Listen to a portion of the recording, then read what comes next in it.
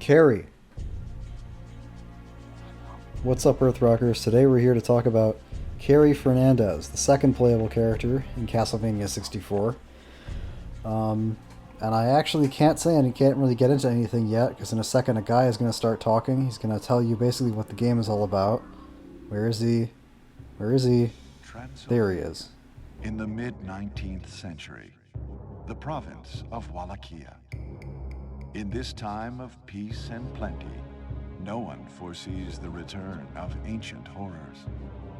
But the old legends live, and soon the land will again be plunged into darkness. The people have returned to the path of wickedness, and the bonds that seal their evil ruler's spirit are weakening. Carrie Fernandez, a young girl gifted with great magical powers. Sensing Dracula's return, she sets off alone to the Dark Castle.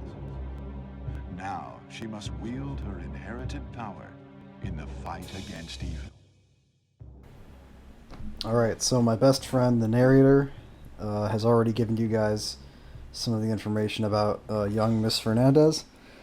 Now, historically speaking, little girls who can do magic have been obscenely overpowered in the Castlevania universe. I am somewhat disappointed to report that Carrie Fernandez does not follow the precedent set by Maria from Rondo of Blood.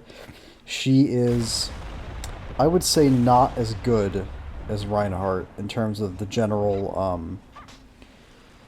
approach to the game. The mechanical differences between Carrie and Reinhardt will become apparent as the gameplay plays out, but just to sort of give you a baseline, she can jump farther than Reinhardt can. I don't know if she can jump higher. The thing is that she does jump higher, but she's shorter. So I don't know if that evens out or not. But I know for a fact that she jumps farther than Reinhardt, which creates some interesting situations.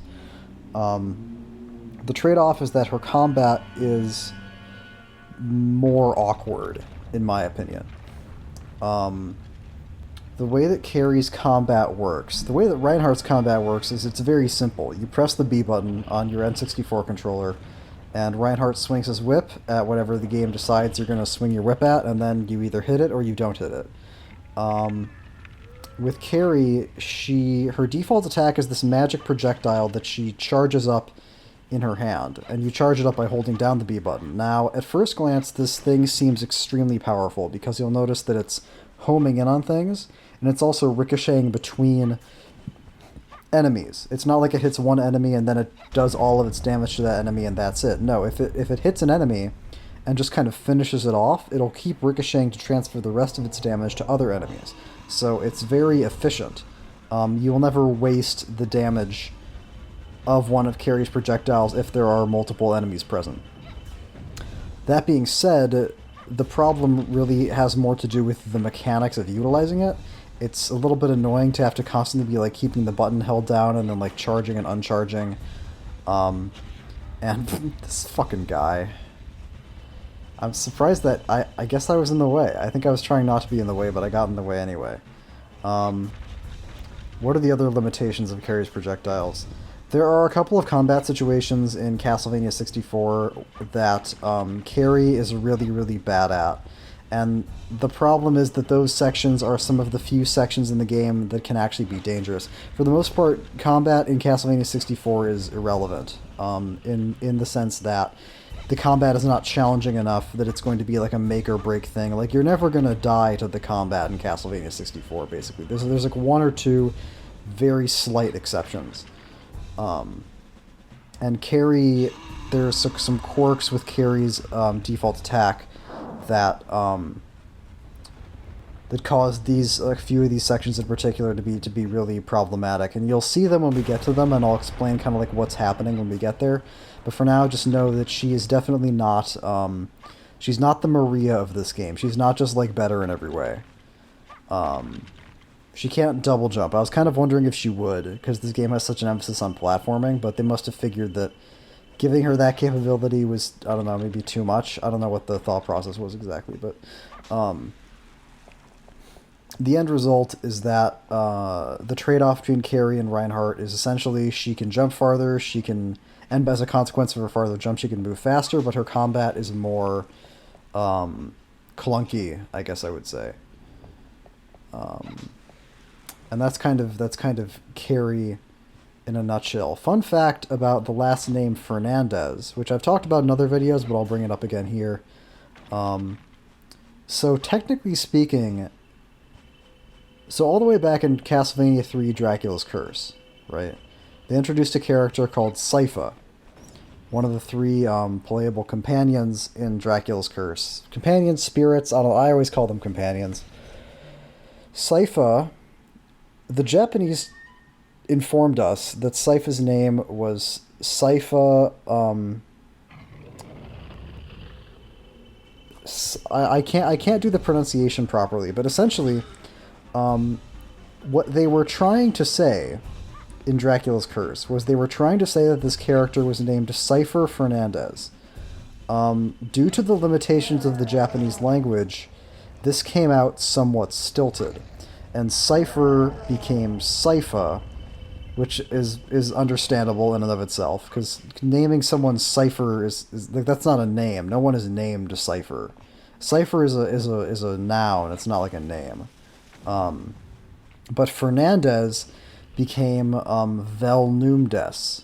And again, this is like a Japanese thing where I don't know if the localizers either didn't understand what name the Japanese were trying to convey with the katakana they used, or if it was a decision to make the character's name seem more like fantastical. I really don't know what the reasoning was, but my point in all this is that in Dracula's Curse, Fernandez became Velnumdes, and then it was further iterated upon later in the series to Belnades, which is what Yoko's last name is in Aria and Dawn of Sorrow. So Velnumdes and Belnades and Fernandez are all the same word, just kind of being rendered in different ways. I really don't know why they were so averse to just saying Fernandez. I can't really explain that at all. But in this game, and the N64 games are actually the only games in the series where that name is rendered properly. And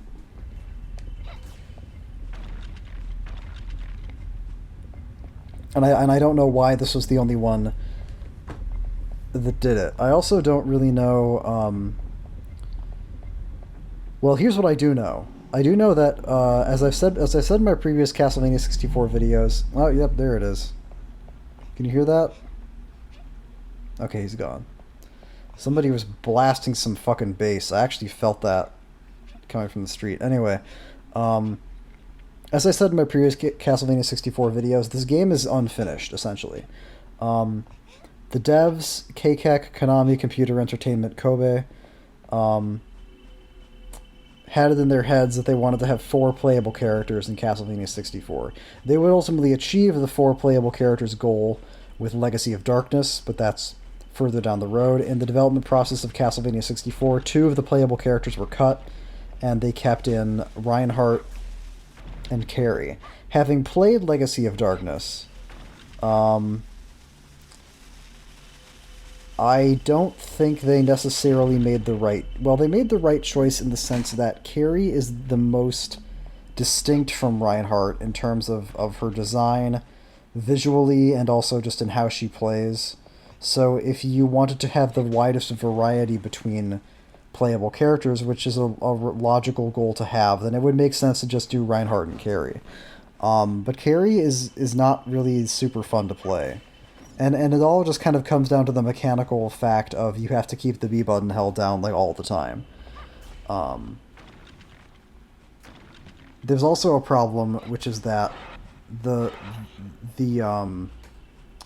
fact that there's a delay between your release of the projectile and projectile actually hitting something creates situations like what you just saw there, where so several things happened there. Number one, I really wanted to hit the werewolf with that projectile, but because the skeletons ran in front of it, the game decided to hit the skeletons first instead. That's the first thing that went wrong. The second thing that went wrong was that because my attack did not land when I expected it to, the werewolf got a hit in on me. And the third thing that happened there, and I want you to remember this, and you might have not actually have noticed that this happened, but the werewolf was moving faster than the projectile. And the werewolf decided to just keep moving for long enough that the projectile lost all of its like energy before it could get to him. Because the projectile travels in the air, but it also gradually loses power as it travels. It's not like it's perpetual. It'll kind of... It's helpful... It's helpful to think of Carrie's projectile as like a bundle of damage in a big green ball. And that damage bleeds off of it as it travels in the air, but it also comes off of it in big chunks when it hits things. So if, hypothetically, there was some enemy in Castlevania 64 that moved faster than Carrie's projectile, I'll give you a spoiler, there are, then this runs the risk of the projectile literally never hitting that enemy and it just running out of juice before it does anything, which is not really what you want an attack to do in a video game. Generally speaking, in video games, when you execute an attack, you would like the attack to do some damage to an enemy that's in front of you, but with Carrie's default attack, you can't always rely on that occurring. One of the consequences of this that I think actually does make that I think is an interesting facet of playing as Carrie is that this does make sub-weapons more useful.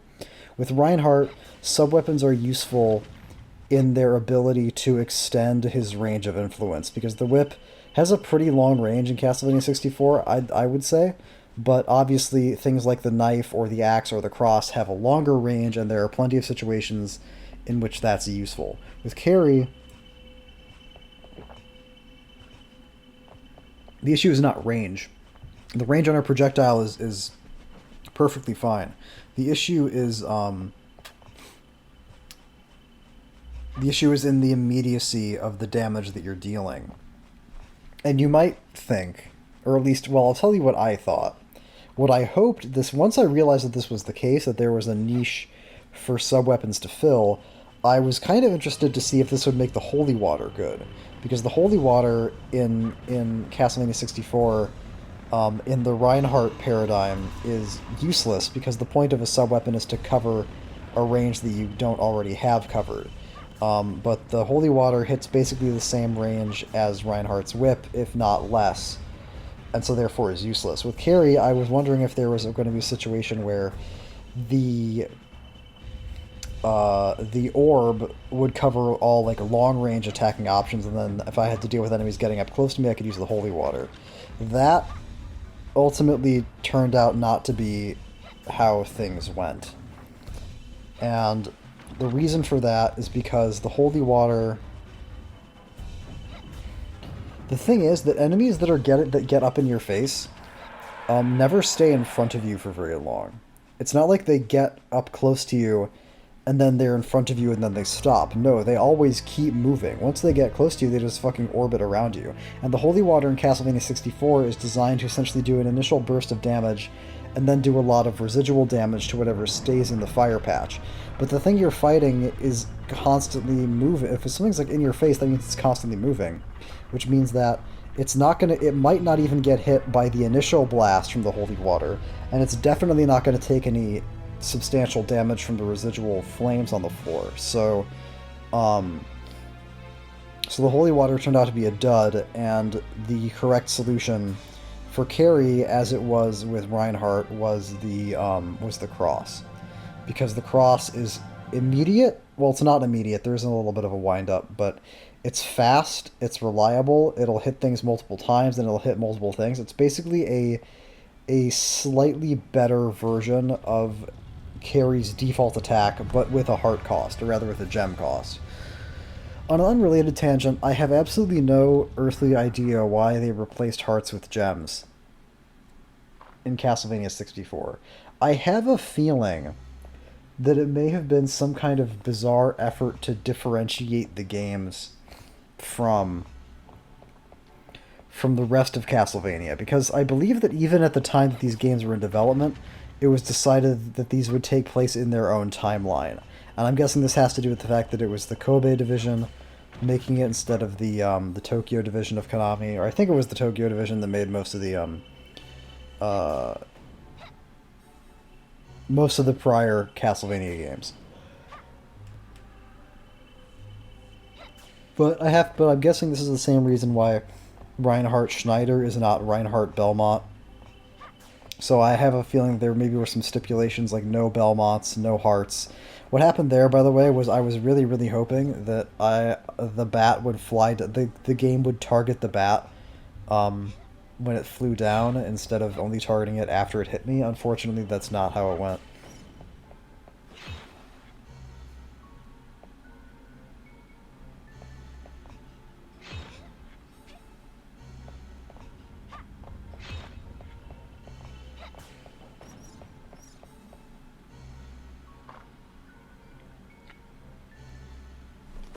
Now, the Bone Serpent here is a boss that seems like it's practically designed to be fought with Carrie because or at least the way that I fight it is, because the way that the fight is structured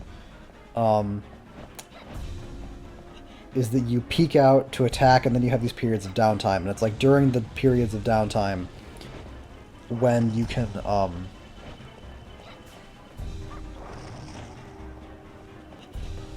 charge up the attack and then unleash it again. And here I'm taking a bunch of damage because this camera angle is just atrocious.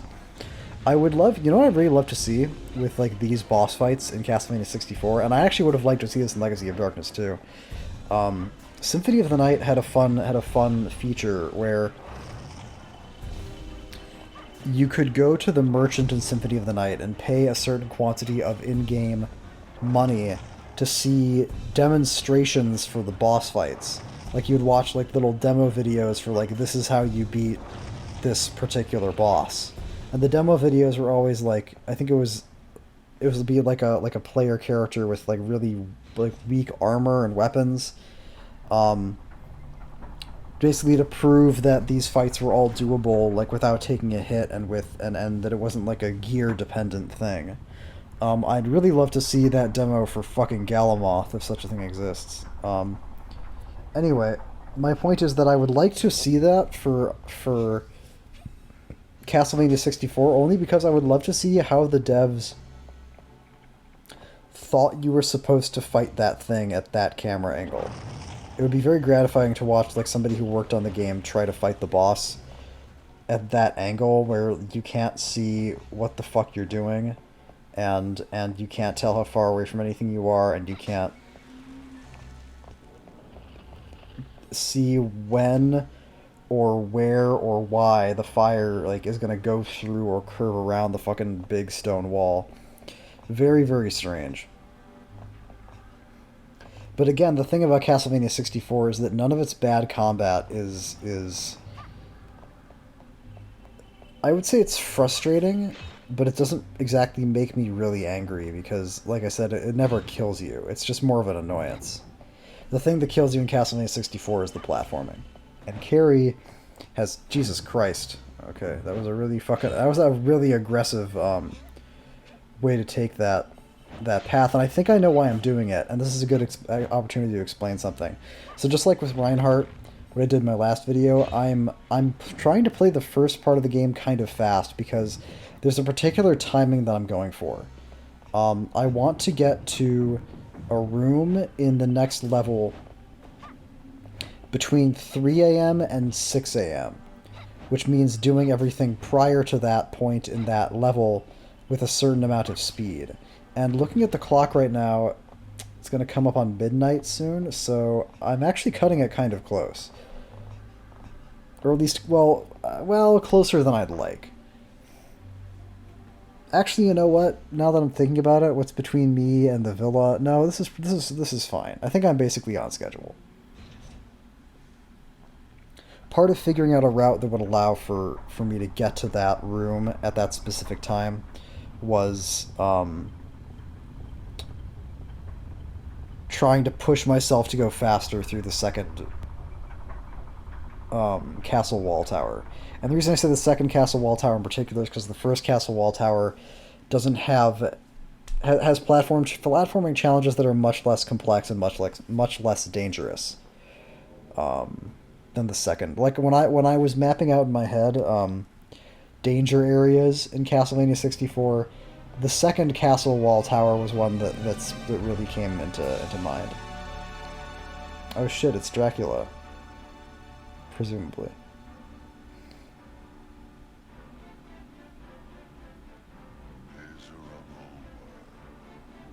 Upstart weakling. All who oppose the Dark Lord must die.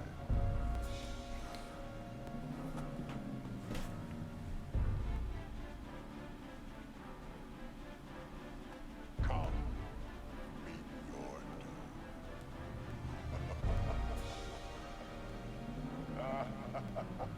I like that Dracula design. I like how it incorporates gold. There's a great clip that I saw from a movie. Um, it's a movie called.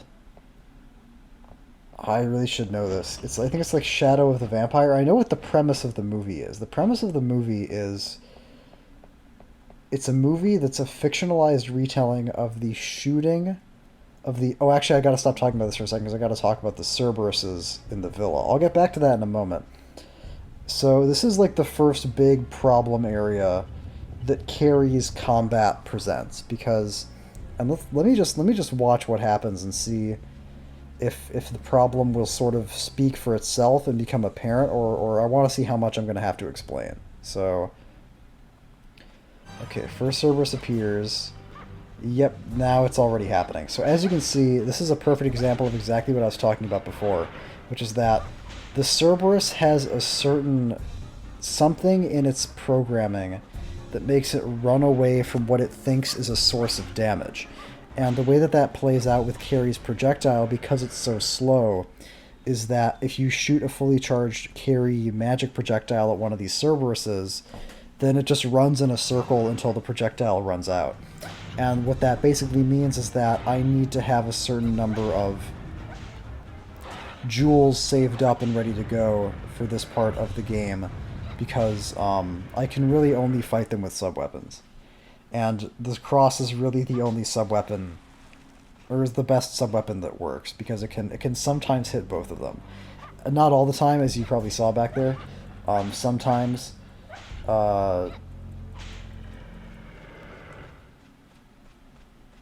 sometimes it'll hit one of them, the other one will just like dash around you and knock you over, and there's nothing really you can do about that, in my opinion. I suspect that if I got right up next to them and shot a projectile, then maybe it would work. But that seems to me to kind of defeat the purpose of Carrier's projectiles, which is to be able to fire them from a very long way away. Um,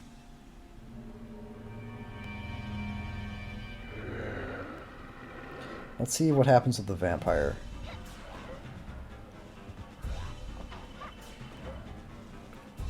Okay.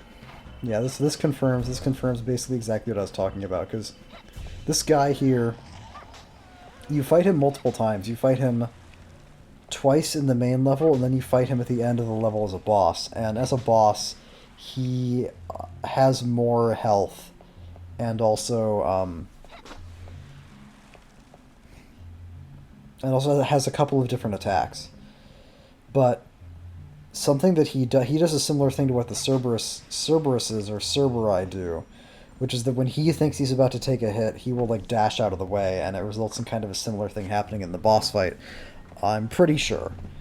But there, because I was fighting him in a really enclosed space and I was so close to him, my projectiles actually were able to hit him before he could just like chain dodge out of the way. So that confirms what I had just theorized, which is that yes, um, it does make a difference. Excuse me. How close you are. I was actually kind of surprised that Rosa even shows up in Carrie's story, because Rosa is, for the most part, a Reinhardt exclusive character. She only shows up in Reinhardt's ending. She's only a boss fight in the Reinhardt route, and the death fight, which is very closely related to her storyline, also only happens in the Reinhardt route. So I was actually kind of expecting a different character to show up when I walked in here, but that's not what happened.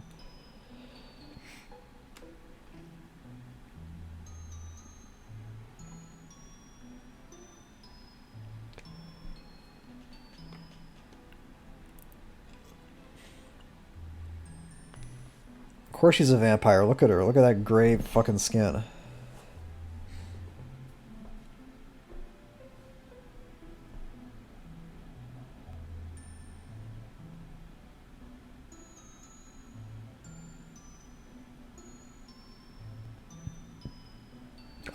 I'm like being quiet like there's voice acting. There's no voice acting in this game. Well, there is, but it's very sporadic.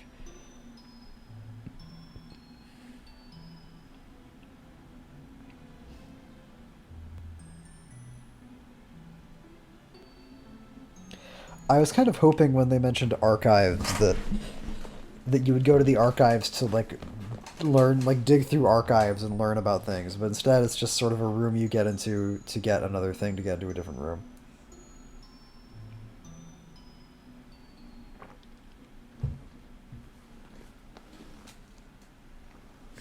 Oh well. Not every game can be Metroid Prime.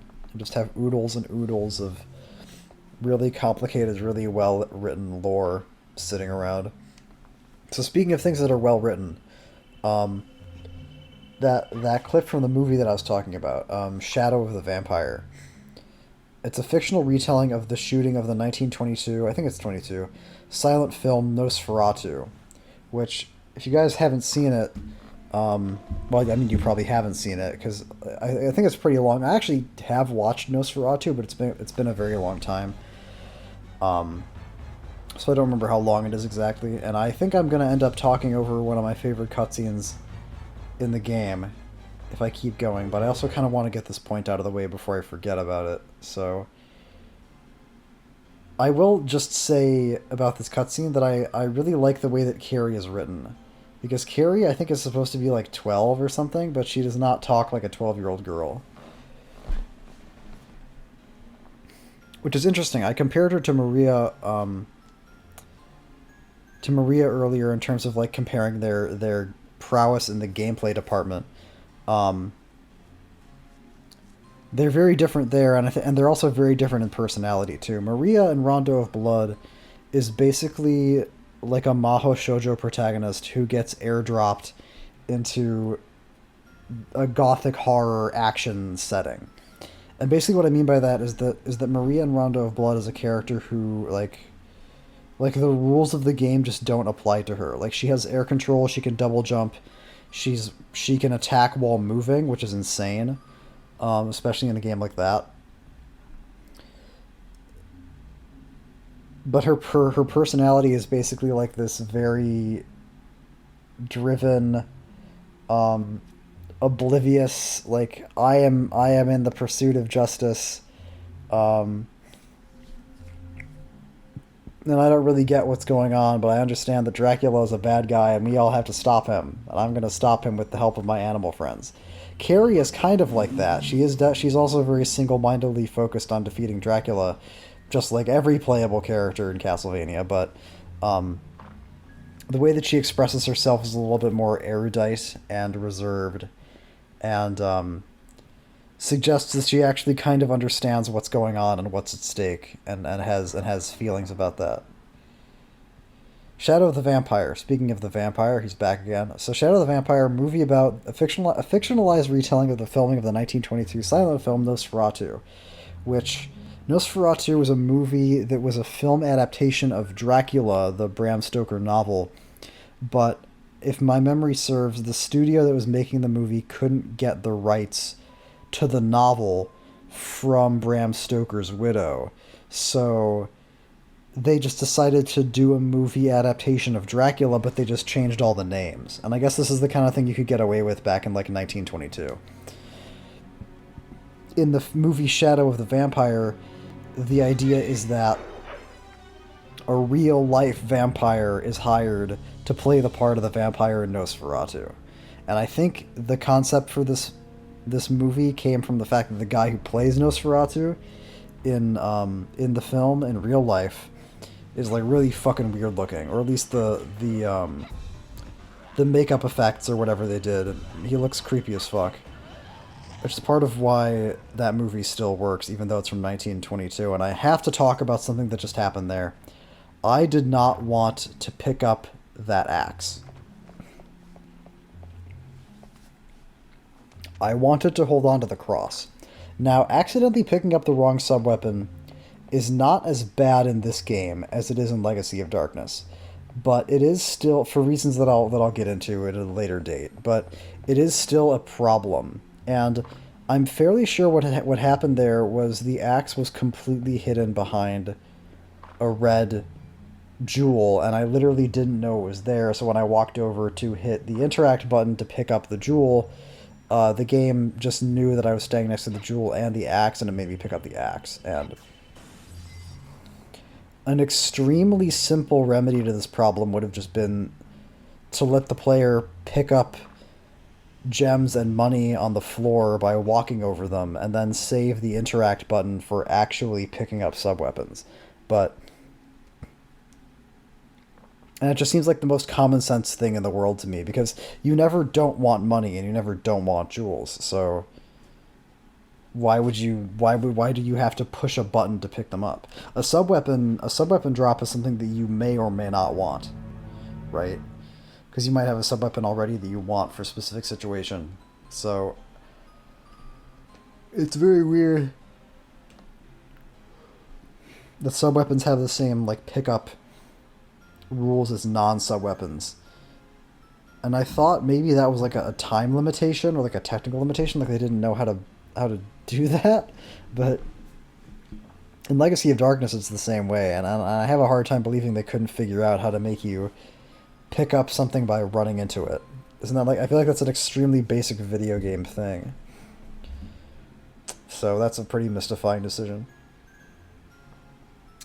So in Shadow of the Vampire, in the film, there's this scene towards, I think it must be towards the end of the movie, where they've realized that the guy they hired is a real vampire, and they start asking him questions about like what it's like to be a vampire. And they ask him, what did you think of Dracula, of the novel? And he says, it made me sad. And they ask, what do you mean it made you sad? And he says, it made me sad because Dracula has no servants.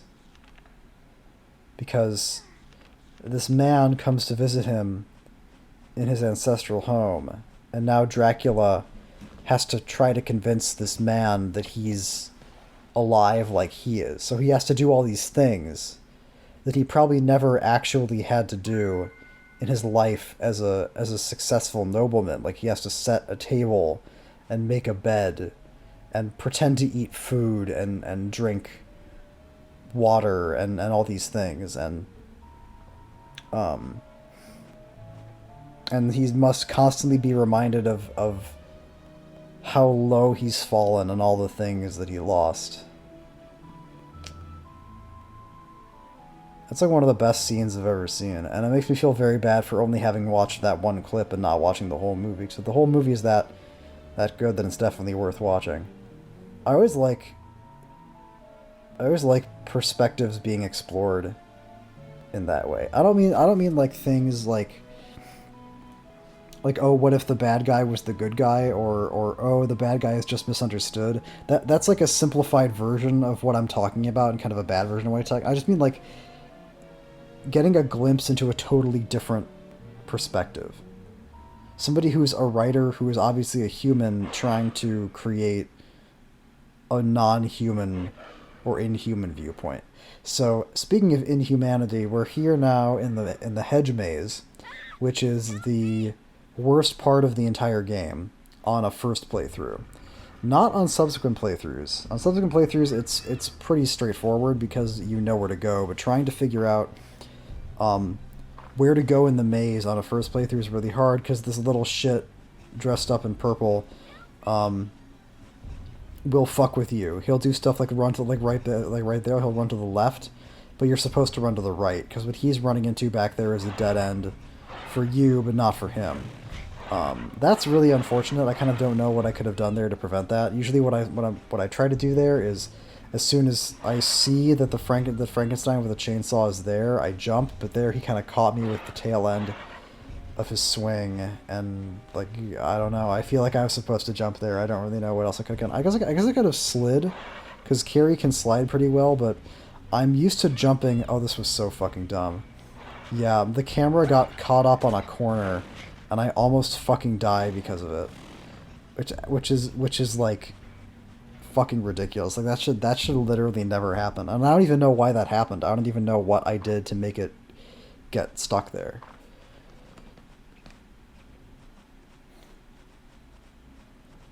This is what I mean when I talk about the camera as like a sovereign entity. As like a separate being that haunts you and that is also conspiring against you along with the rest of Dracula's rest of Dracula's servants.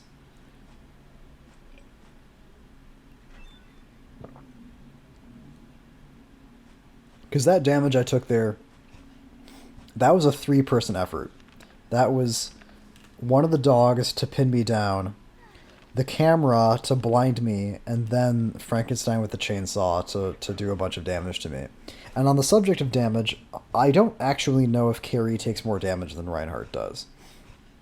I would suspect that she does, because that's the tradition with the spellcaster character. And it would also just kind of make more sense for a 12-year-old girl to take more physical punishment than a dude, a fully grown dude in like armor or whatever the fuck Reinhardt's dressed in Castlevania 64. But I haven't done any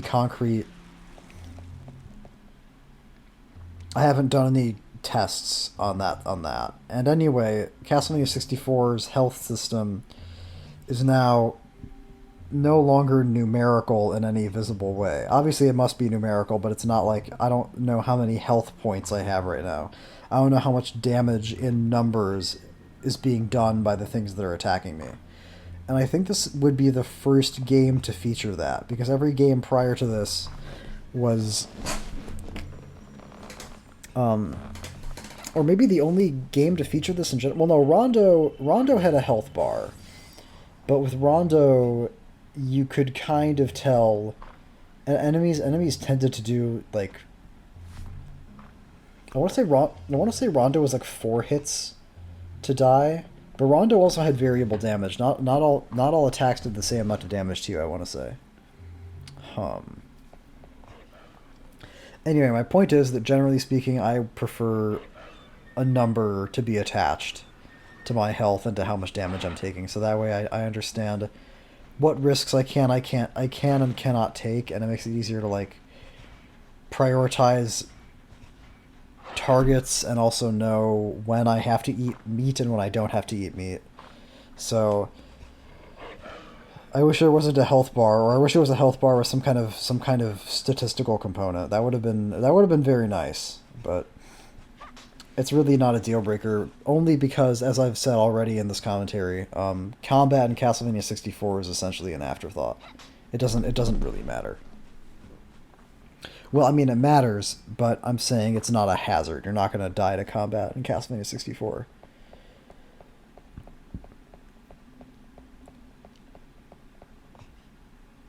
I really love this part. In large part because of the music. And speaking of music, speaking of sound, I somehow went through both of my Reinhardt commentaries without ever mentioning this. And I should have mentioned it right at the start, and I should have apologized for it right at the start.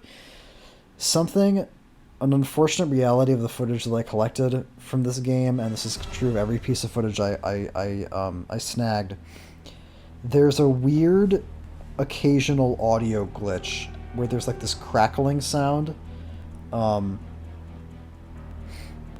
You might not hear it in this video because I've turned the game sound down so much so you can hear me babble, but if you watch the video that's just the gameplay footage, I find it almost impossible that you wouldn't hear it.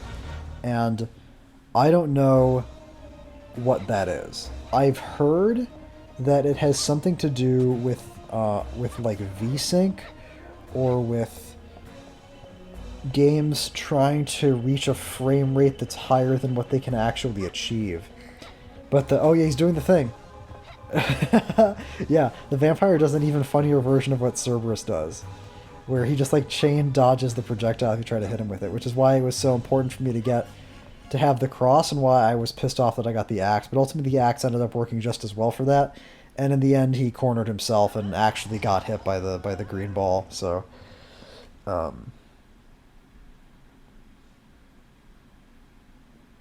so it all worked out. I got to make him do the funny thing, and then I also got to kill him.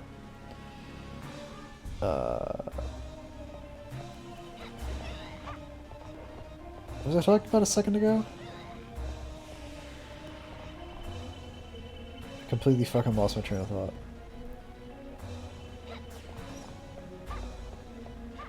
Oh yeah, the audio issues. So I've learned from experience that, because I was getting the same audio crackling when I played Symphony of the Night on PSX or PCSX or PSXC or something on the first PS1 emulator that I used, and I went into every conceivable setting for the emulator, for my computer, for my sound settings for the computer, the sound settings for like every single emulation setting that anybody on the internet had ever said could have possibly made a difference with this bitch of a glitch. I tried turning off everything, turning on everything, adjusting all these things to all these alleged values. Nothing ever made it go away. Until I switched to DuckStation, which never had the crackling problem in the first place and just worked and did exactly what I wanted it to the entire time. So, big props, as the kids say, to DuckStation for that one. But my larger point is that my experience with PSXE or PSCX, I can't even fucking remember what it's called, I think it was PSXE, taught me that if an emulator wants to do that sound popping, crackling thing, then there's absolutely nothing you can do to fix it. Because I tried literally everything. And I don't have any reason to believe... I mean, this doesn't really make sense to make this assumption, but I just find myself being very defeatist about it. Like, I just don't believe that there's any setting I could change that would fix it, and I can't switch to a different emulator because all other N64 emulators are too complicated for me to utilize because I'm dumb. I guess if you guys don't know anything about emulation, N64 emulation is weird. For almost every emulator of a retro console, including retro consoles in the same console generation as N64, it's very, very easy to find what I would call like a grandma-friendly emulator. It's an emulator that's like so simple, you can just like download it, install it, open it, get a ROM, or rather legally purchase a ROM from your local legally licensed ROM dealer, and then open the ROM with the installed emulator, and now you're playing the game. Like so many consoles have emulators that just work like that, and you can just do it. GBA, and by extension Game Boy and Game Boy Color, that's what NES emulation was like, that's what SNES emulation was like, that's what Genesis emulation was like. That's what PS1 emulation was like. That's what Wii emulation was like when I needed to do Adventure Rebirth. That's what every single console emulator... You can find something like that for every single console emulator, except N64. Except you can with N64, you have this. They call it Simple 64, which consolidates all of the arcane processes otherwise required to construct a functioning N64 emulator into an emulation system that is, as I say, grandma friendly, and therefore also friendly to me, an idiot. And really don't know why this is the case. I don't know why every other console has managed to have some iteration of the MGBA FCUX like tier convenience emulator. DuckStation was convenient as fuck too. I think I had to legally purchase the BIOS for PlayStation 1.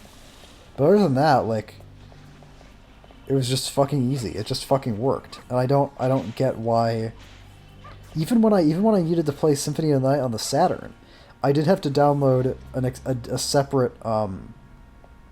separate GUI thing to go with Mednafen, but that like took 2 seconds, and Mednafen combined with the supplementary GUI in totality made like a grandma friendly emulator, and it just fucking worked. I don't know why people who make why it's only people who make N64 emulators who fuck around with like cores and seals and plugins and protocols and procedures and processes and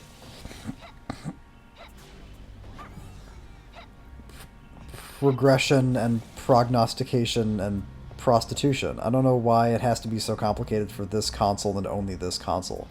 I did read a little bit about this. From what I've read, it apparently has something to do with just like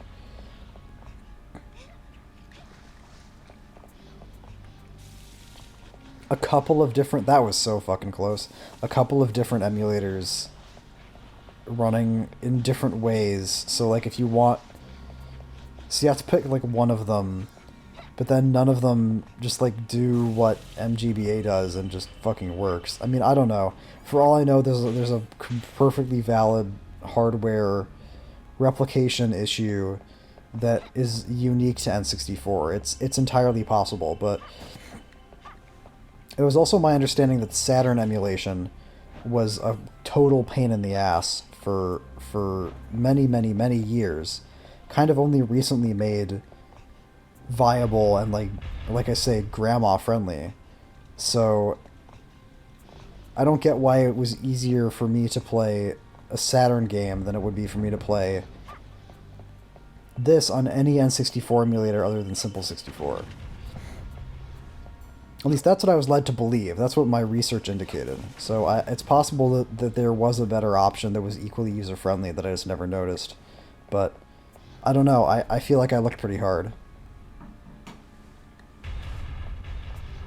Because, like, believe me, if I thought there was an alternative that I could use, then as soon as I heard that crackling shit coming out of Simple 64, I would have swapped to another emulator immediately, because that's what worked with the PS1. But I couldn't find such a thing. And you know, with Castlevania 64, so much of its charm is in the fact that it like barely works, and in the fact that it's this rushed, unfinished, weird-ass game. To be honest, the random audio crackles kind of add to the atmosphere.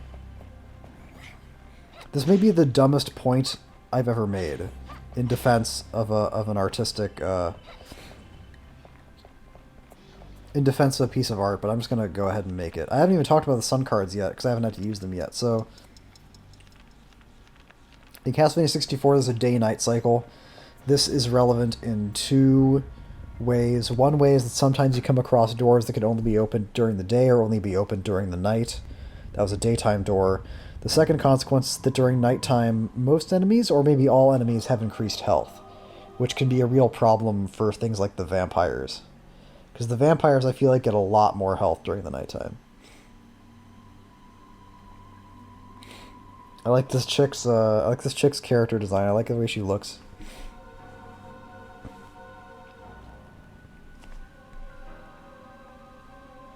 What are you saying? Why is it so hard to like notice that a question is being asked and then put a question mark on the end?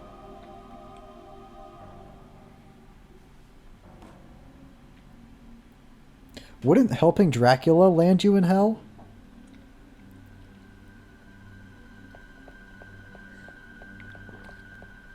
I mean, I know what she means. She means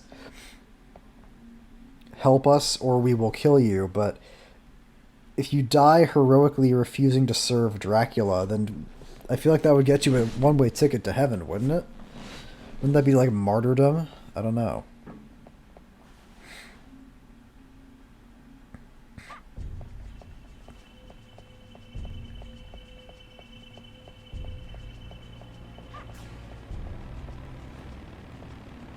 Maybe it depends on everything else you do. I sat down to record a commentary right as my 24-hour anti-allergy medication is wearing off, so... how much time do I have left? 25 minutes? I'll be okay. I'll be okay. But I didn't plan this out properly. I'm trying to reduce the nasal quality of my voice, and part of doing that means taking some preparatory steps before I actually sit down to record a commentary, but today I forgot because this week's been kind of hectic. I've been busy as fuck. Doing a lot of things. So I ended up kind of falling behind on these commentaries again, but that's okay. I'm here now to help remedy that. Carrie has a hard time making friends. Carrie has a hard time fighting things. And this is kind of like a prime example of what I'm talking about. Another advantage one of the big advantages of Richter's combat is the immediacy of it. You press the B button. What do? You whip. You press the B button. You whip again. You press the B button. You whipped a third time. Now the vampire's dead, right? With this, it's like, okay, B, swing your little bracelets. Now you have to hold down B. Now you charge. Now you charge. Now you get off one attack. Okay, and then again, swing the bracelets. B, charge. Now you attack. And in the meantime, those vampires are spazzing out, flipping all over the place, shooting lightning at you. The lady vampire is summoning bats on bats on bats that will also interrupt any of your charged up magic shots that you have at that point. Like, it's really, really frustrating to try to fight those enemies with anything but the sub-weapons. So I think, and I guess I don't really remember how I played this all the way back at this point, but I think I did eventually clue into the fact that Carrie, there are some enemies Carrie can fight with her default attack, and then there are some enemies that she just can't, and that she's better off just using sub-weapons to fight. And I think I did eventually get better at cluing into when that was happening and adjusting accordingly, but at this point in time, I'm still pretty dedicated to using her primary attack. And in my defense, the cross has a pretty steep jewel cost. It's 5 jewels per cross throw for the strongest sub-weapon in the game. There's not a stopwatch in this game, is there? No.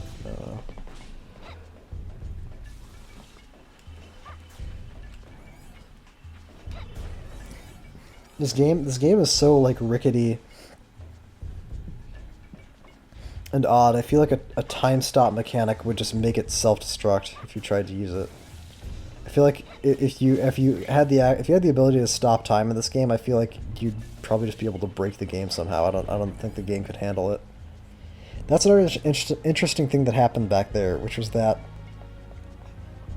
I'm fairly sure that was... Shit, I bumped my microphone, sorry. I'm fairly sure that was an example of the projectile hitting an enemy and then ricocheting onto another one. It kind of looked like the big green projectile hit both of them at the same time, but that's not what I think actually happened. I was so busy talking about other shit, I didn't even talk about the underground waterway. Well, fuck. I guess I'll talk about that in my next video. I'll write that down. What I'll say about the waterway for now is that what you saw there is pretty much what you get. Lots of very scary, a couple of very scary platforming sections. Fuck.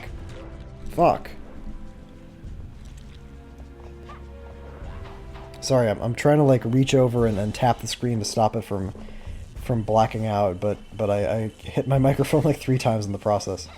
Anyway, you know, actually, let me write... Shit.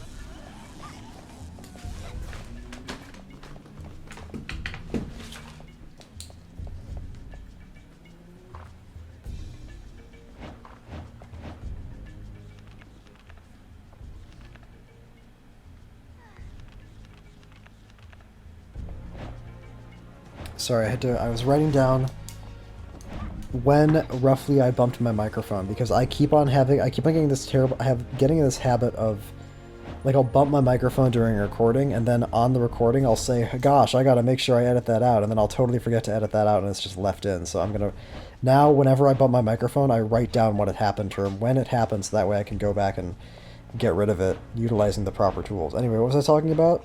Oh, the waterway. Yeah, I'll talk more about it in my hard mode video. I'll save that for then. That's a funny consequence of the dialogue trigger. I triggered the dialogue and then I froze and then he decided he wanted to get into a better position to actually be talked to. This is the kind of funny shit that happens with these older games, man. That's like...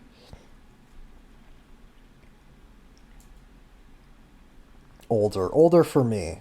Like I think I might have said in another video, I was born in '96, so this game came out when I was 3 years old. This to me is an older game.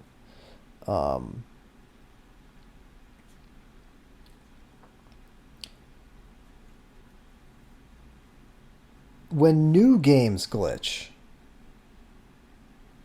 it can be funnier. Well, that's not like a glitch. That's more just like a funny quirk of how the game is designed. So I guess comparing glitches isn't really appropriate. I was gonna say that like when old games glitch, it can be pretty funny.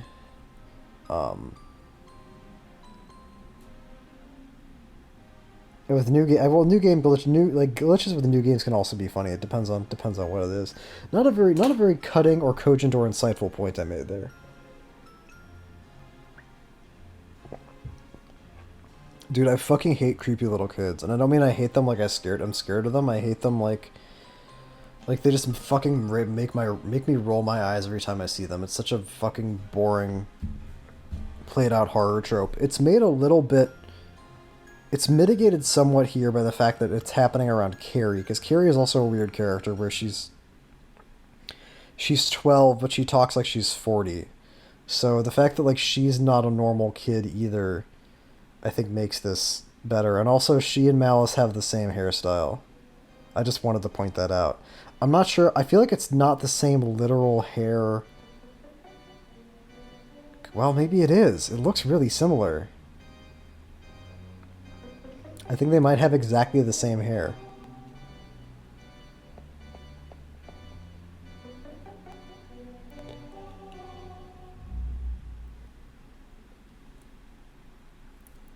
He really gave away the game about being evil there. Like, usually, I feel like if an evil force disguises itself as a kid, it's so that it doesn't want to be found, right? I feel like you wouldn't run around saying things like, all must consecrate their souls to the Dark Lord if you were trying to maintain some kind of disguise, or you probably shouldn't say that anyway. I tried that line on a Tinder date a couple weeks ago, and it really did not go over very well. So here we are in the castle center, and now we have the infamous Magical Nitro. Magical Nitro, I say infamous because... At least it's infamous to me, because the Angry Video Game Nerd once did a video retrospective series about Castlevania. This is a long time ago. This would have been back in maybe 2009, or maybe earlier, or maybe a little bit later. I don't really know. And he played Castlevania 64. He really didn't like it. And this was the last level that he played, which I think is a damn shame, because he cheated himself out of what I think is... what I've come to regard as like the best level in the whole game, which I'm going to talk about when we get to it in the second half of this run. But he stopped playing here because of a particular challenge that I call, and other people call, the Nitro Run, where you have to take an item called the Magical Nitro through a very large chunk of this level, and the Magical Nitro explodes if you jump, if you slide, if you get hit. That's what that text box said back there earlier. And that's, like, really not fun. It's not fun to not be able to jump, especially because, like, jumping is movement. Movement is fun, especially considering that movement is supposed to be one of Carrie's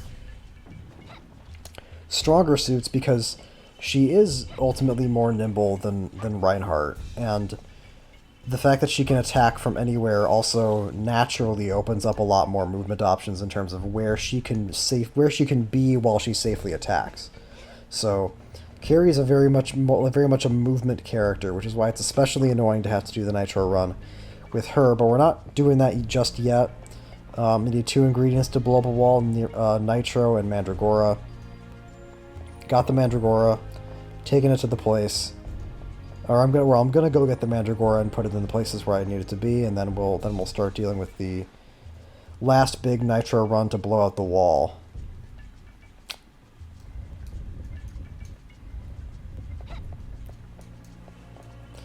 In James Rolfe's defense, I don't necessarily blame him for quitting the game on the Nitro run. That's kind of a place where you would quit the game. The two places where I think you would quit the game would be the Nitro run and the Hedge Maze on a first playthrough. Because that shit's ridiculous. That shit almost made me fucking like quit the game. I should have known that it would just be a matter of figuring out the route, though.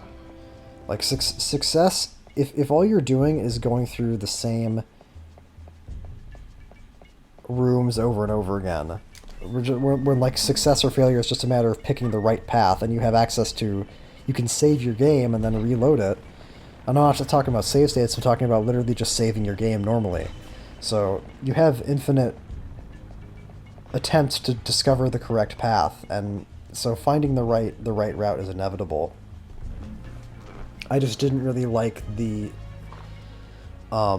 process that it took to get there, which was highly unpleasant.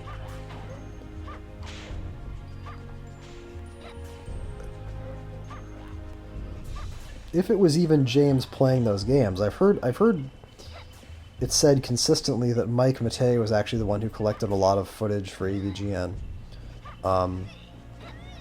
And James was more of like the on-camera guy, but I don't know which episodes are James playing it and which episodes are Mike playing it.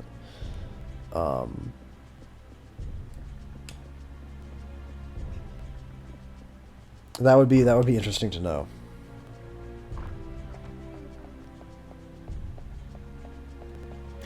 Yeah, the Game FAQs forums for this game from back in the late 2000s are full of talk about the angry video game nerd. About how he didn't give the game a chance and he's, giving the game a bad name. And now people say that the game only has a bad reputation because of the AVGN, which I don't quite believe. In fairness, I mean, the AVGN was the first time I'd ever even heard about this game. So, yes, that was where I got the impression that it had a negative reputation. But I can also see very, very easily with this game both how someone could play it and really like it, like I did, and also how someone can play it and despise it. So it's not unbelievable to me that people were going around saying this game was bad at the time. I can totally see that. Although critics weren't saying that. Critics gave Castlevania 64 pretty high reviews, but critic scores are like...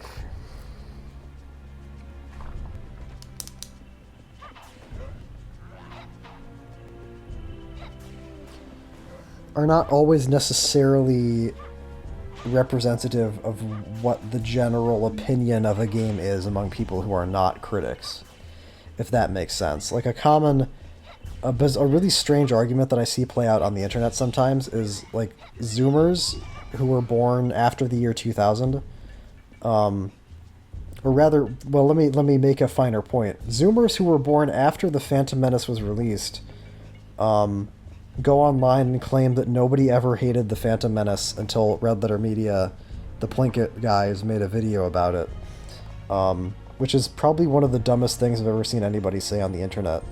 And it's so plainly a case of someone who just was not alive, who was not like sentient at the time, during the time period that they're discussing, trying to act like some kind of authority on it. Everybody said Phantom Menace was bad.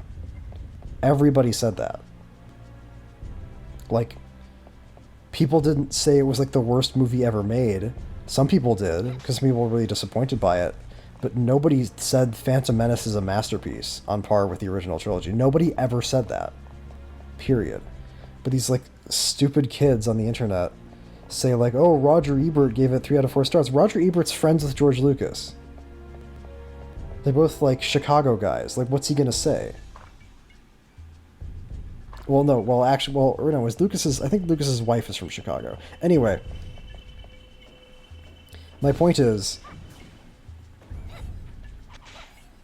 taking one critical evaluation that's contemporary with with a piece of art's release is not cold final word proof of how a particular thing was received at the time. So I can't say for sure if I know what people thought about this game in 1999. I know that I've seen good reviews for it, and I know that that by the time I became aware of it, it had a negative reputation, and that's kind of my understanding of it.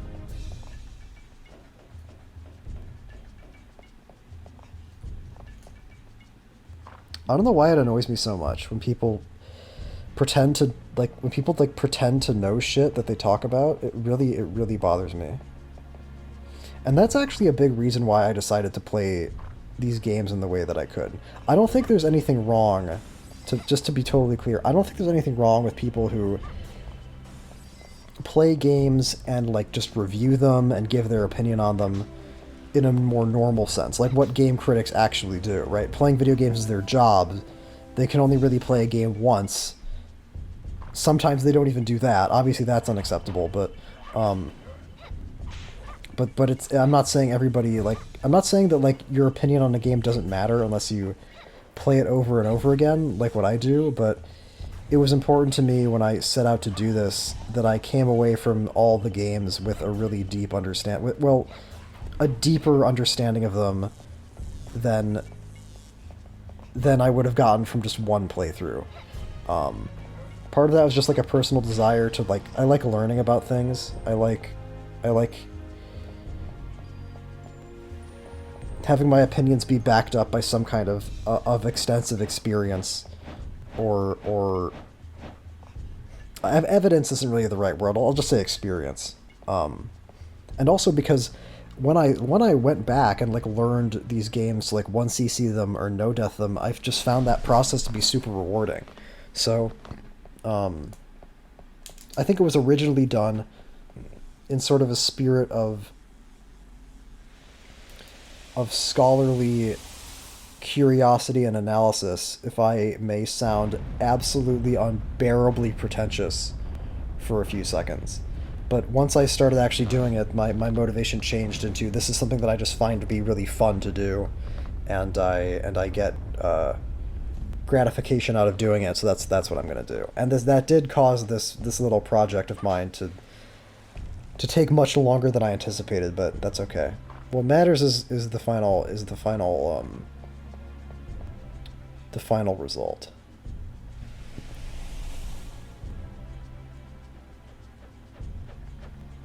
A rushed game is bad forever.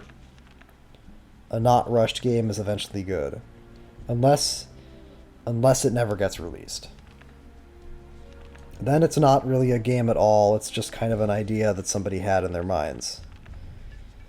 Speaking of the entertainment industry at large, let me just give you guys like a general piece of advice for video games, movies, television shows, especially in the modern era with the speed and the intensity and the energy of the entertainment news media cycle.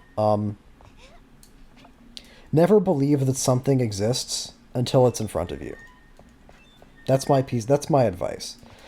Like, you guys might not know this, but to go back to the example of Star Wars, there was a period of time where people were saying that Rian Johnson was going to direct his own Star Wars trilogy.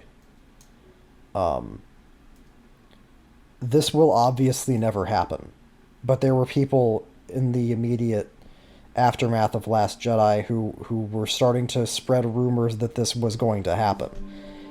And maybe it was something that somebody inside of Disney was considering, but that does not mean that it's going to happen. And now, what they're saying now is they want Daisy Ridley back to play Rey again in more movies. I'm sorry if you don't give a fuck about Star Wars, by the way. I'm just trying to make a point about...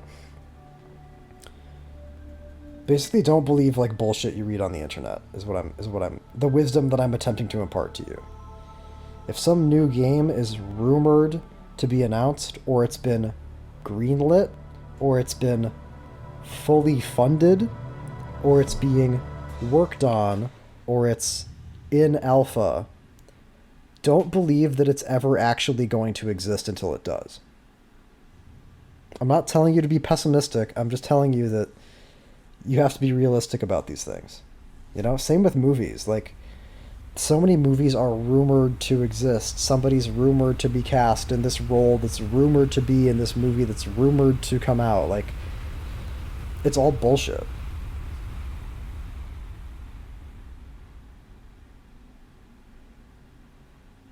People were talking about a Ben Affleck standalone Batman movie for like 5 years, and it never happened.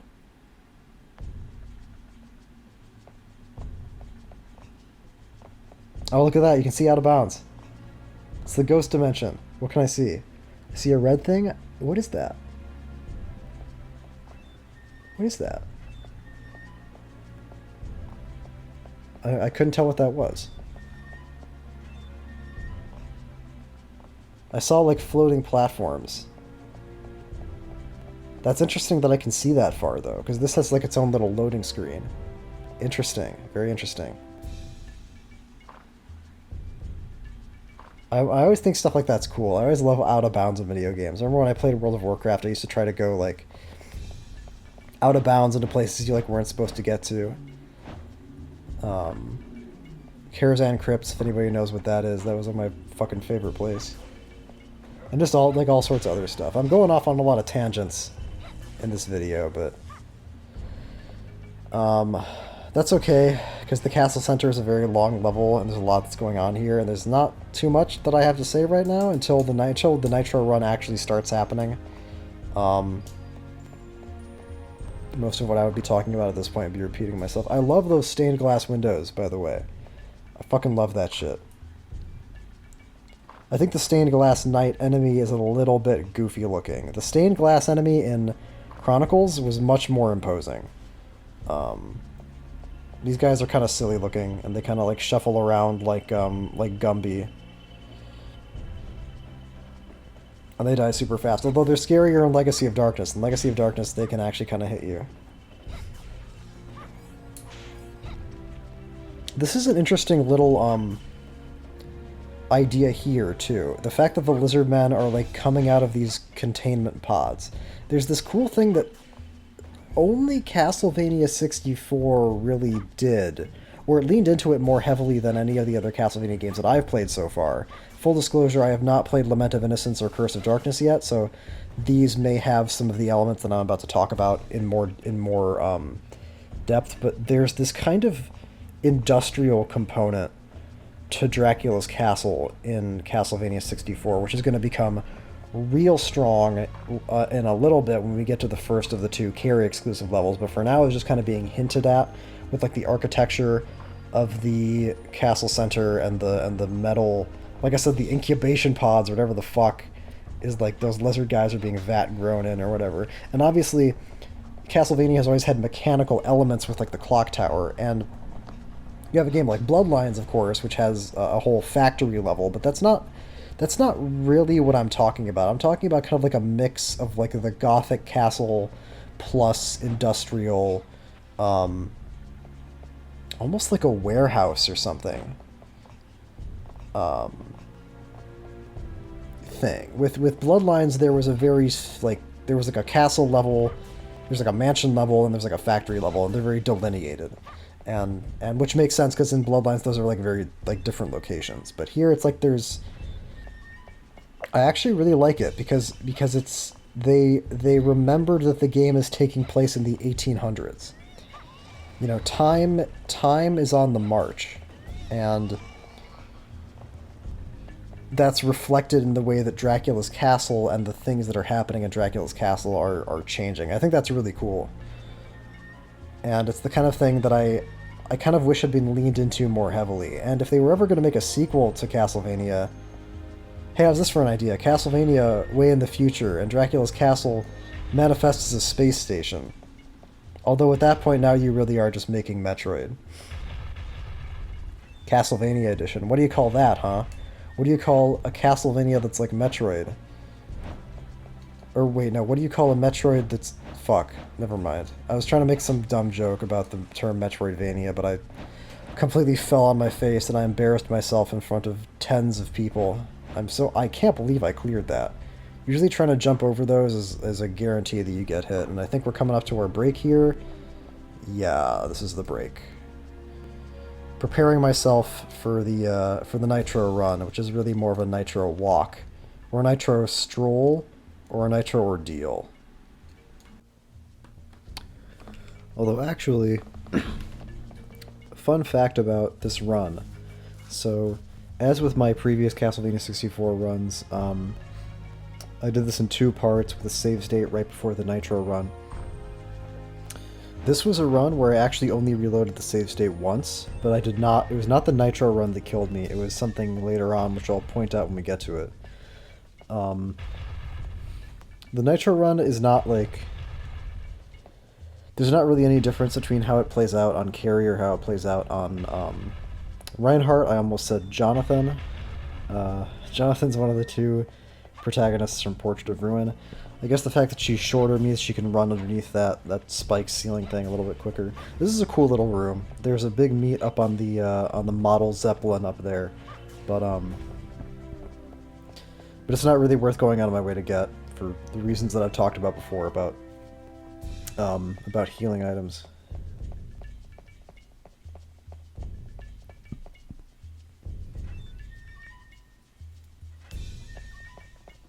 I was always paranoid that one of those armors was going to come to life when I got to this part, but they never did.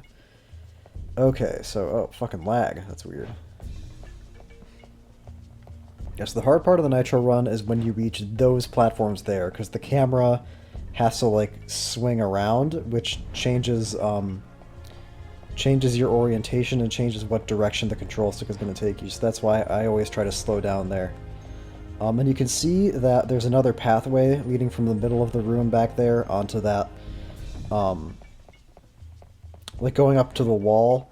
That is sort of an alternate path you can take for the Nitro run, where you kind of hug the wall on the right when you first come down the stairs, and then walk along a very tight path to get down to like the halfway point on that long catwalk. It's not worth it at all, because the path that you take to get there is way more perilous than any part of the main path itself, and also the only thing you get out of it is skipping one of those 2 fire-breathing lizard men. And in Castlevania 64, the lizard men are like suck. They're like drunk or something. They can't really aim at you.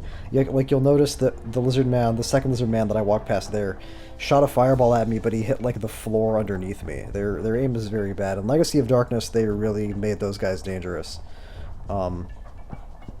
And they become sort of the other big hazard. In Castlevania 64, the only real hazard in the Nitro run, on normal mode anyway, are those like corner turns. This part's also kind of dangerous because there's a very specific timing that the game wants you to get out from this little gap here. Like if you try to run out of there too early, then you like get caught between the corner of one of the cogs and then the wall of the other, and it's kind of counterintuitive because it feels like the point where the cogs it feels like that should be the widest point, the point like the point that's like furthest along the cog, but for some reason that's not the case. But Carrie does have an easier time with that because she's smaller. I feel like if I tried to leave on that same timing as Reinhardt, I might have actually died. But maybe not.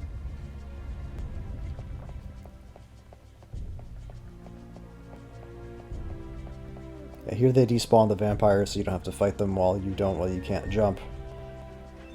But fucking some... Okay, it's just a regular skeleton, never mind. In Legacy of Darkness, I want to say there's a skeleton with a machine gun.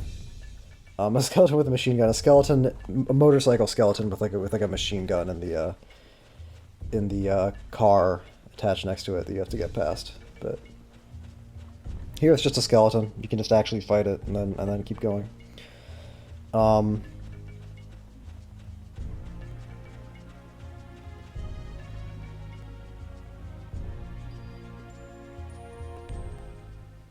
You don't really take refuge, you just kind of run away, and then... I guess, is that a kind of refuge? Is there refuge in distance? Whatever.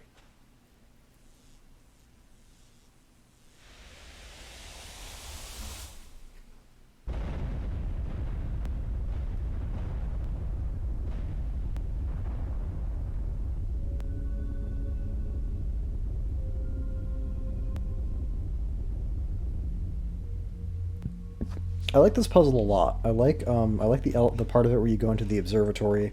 I like I like the fact that Dracula's castle is powered off of this like mixture of technology and magic. That kind of goes back to what I was saying before the break, which was how there's this technological industrial element of the castle in Castlevania 64. Again, not entirely unexplored in the past because there's always like clock tower levels always kind of have um that feature to them, but I think this is a unique incarnation of it. Because activating that crystal like activates an elevator, so it's like technology powered by magic. I don't know. I think it's neat. I think it's really neat.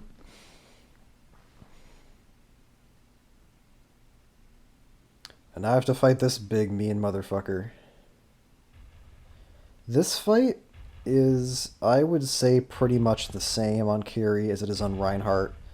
Um, with the added stipulation that it's probably going to take longer because Carrie just has a hard time um, doing damage in the same short span of time that Reinhardt can.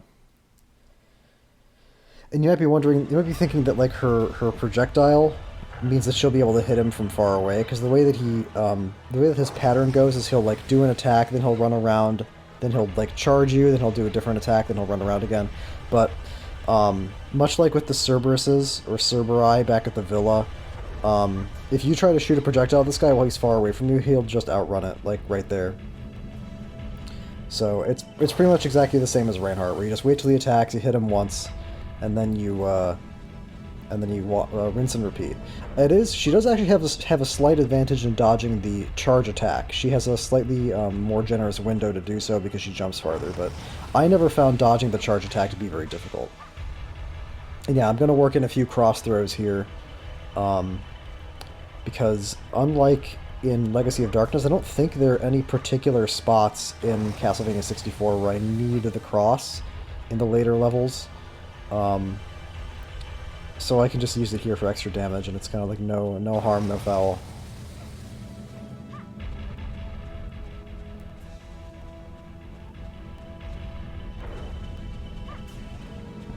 The faster, the better.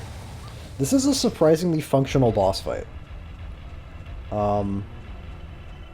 Because it's a situation where the camera is constantly moving, but because there's this set like rhythm to his attacks, and because you have like all this time to react to it, and because you can generally keep moving in the same direction for long periods of time. Like he's moving, but he's not really moving that fast. Well, he is moving fast, but he's moving fast far away from you, so the camera's not moving that fast. It's not really disrupting you that much.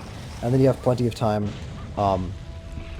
when he attacks to get some hits in. So this is the only boss fight in the game that involves a lot of movement that I would say is totally unintrusive.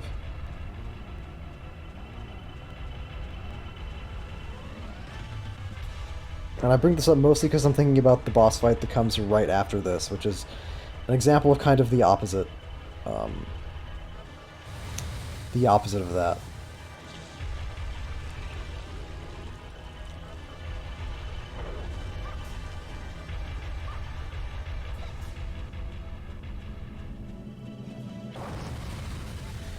That's so weird. It's weird that when he gets up on his hind legs like that, the projectiles seem to have a hard time hitting him. I feel like I've missed a couple there. I don't know why that is. I don't know if when it's homes in on him, it's probably homing in on his body, like his chest, and maybe that chest is like too far away for the game to recognize it as a target. That's probably it. So I guess that is a little quirk that Carrie has to deal with that Reinhardt doesn't, but look at that. He had like half his HP left and he just died. Yeah, that boss is a little bit goofy for that reason.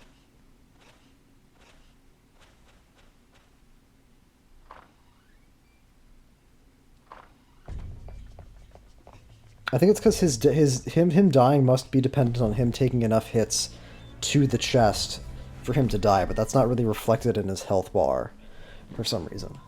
I don't know. That boss's health bar is basically never correct. Ho ho ho.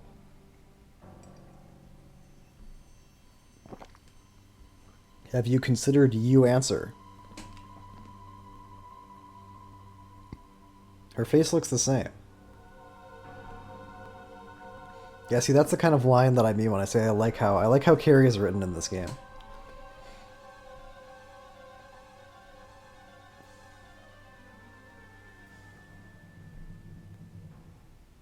Is that save crystal always there?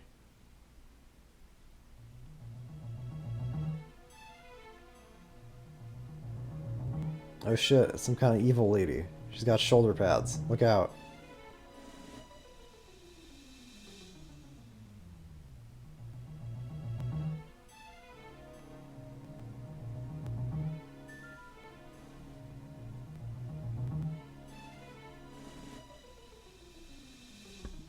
Isn't that a contradiction? Maybe not. I don't know how vampirism works in this setting. Or no, well actually no, that does still work. You take them alive, then you kill them to make them a vampire, I guess. Or you curse them?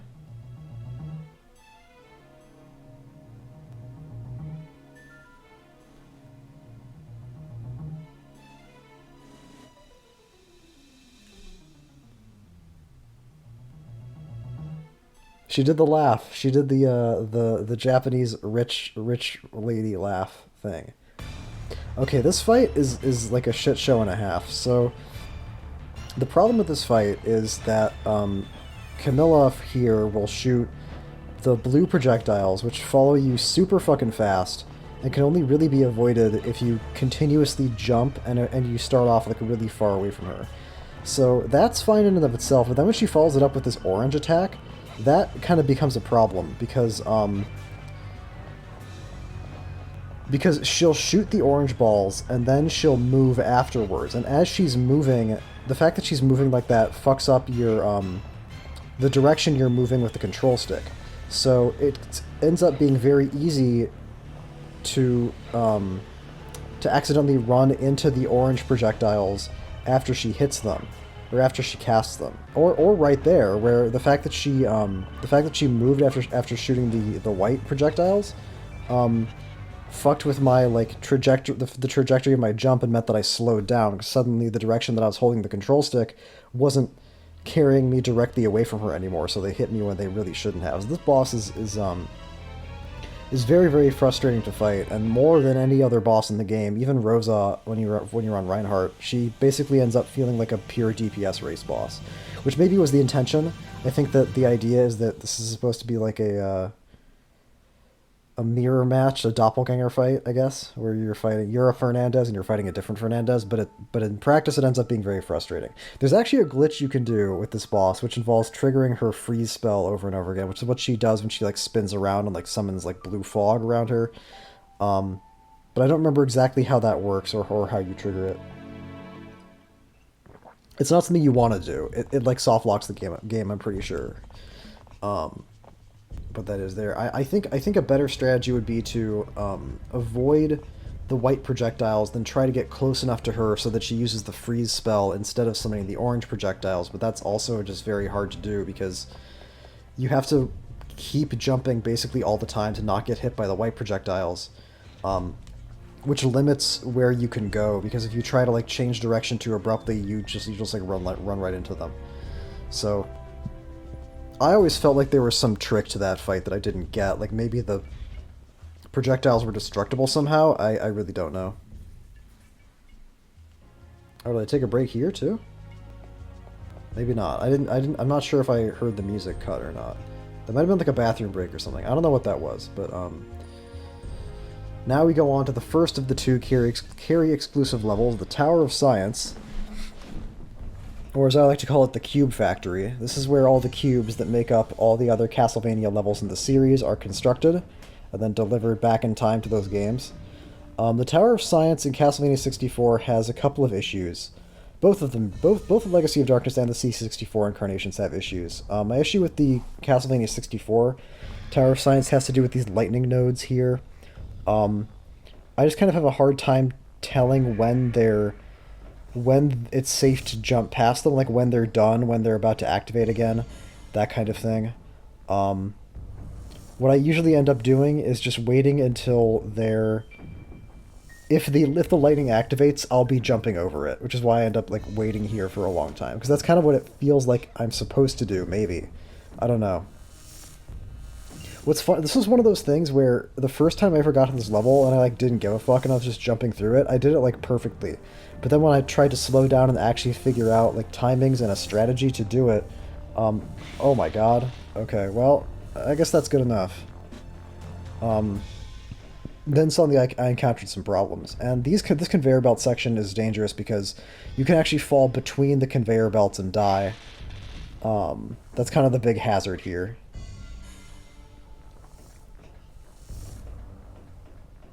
Which is why this part is so tricky because you have a lightning thing right next to the death crease with spike cubes coming at you. And here, when you turn these blind corners, sometimes a spike cube can just like fall down the stairs and hit you, like what almost happened right there. There's nothing you can really do about it, as far as I know.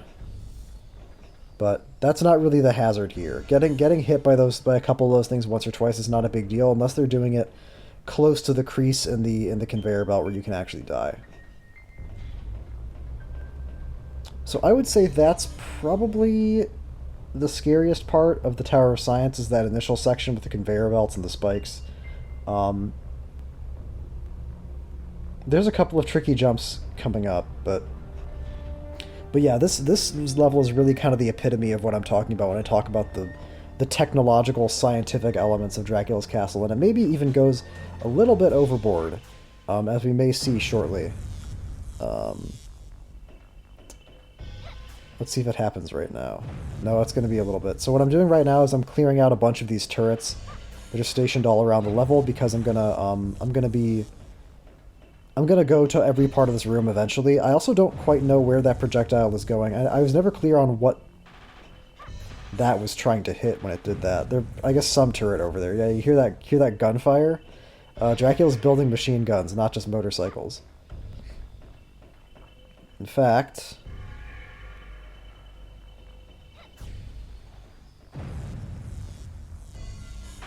yep. Gun turrets. This is interesting. This is cool. This is kind of like what I always imagined like 1999 Dracula's Castle might be like. In Aria of Sorrow, they established that there was like some climactic conflict with Dracula in 1999 that killed him for good. And whenever I talked about Aria or Dawn of Sorrow, I always talked about how it felt like, because those games take place in like 2030 something, I said it always felt like they didn't really take advantage of the modern setting. So it's cool to see like technology incorporated into Dracula's Castle more aggressively here. It's also unfortunate that you never fight any of those like weird ass test subjects stuck in the containment pods there. Yeah, this jump is tricky. And what else ultimately always decided to do is get right to the edge and then jump and then hold the control stick forward, and that always either landed me on it or got me to grab the ledge. Not that there's actually in those pods, of course. It's just like a 2D thing, but you would think like if you were going to make a boss for this level, which this level actually doesn't have a boss, but you'd think like some kind of test subject would be a perfect idea for it. Maybe they thought about it, but they didn't get around to doing it. There is a boss in the Tower of Science and Legacy of Darkness, but it's not one of those. It's a very strange boss.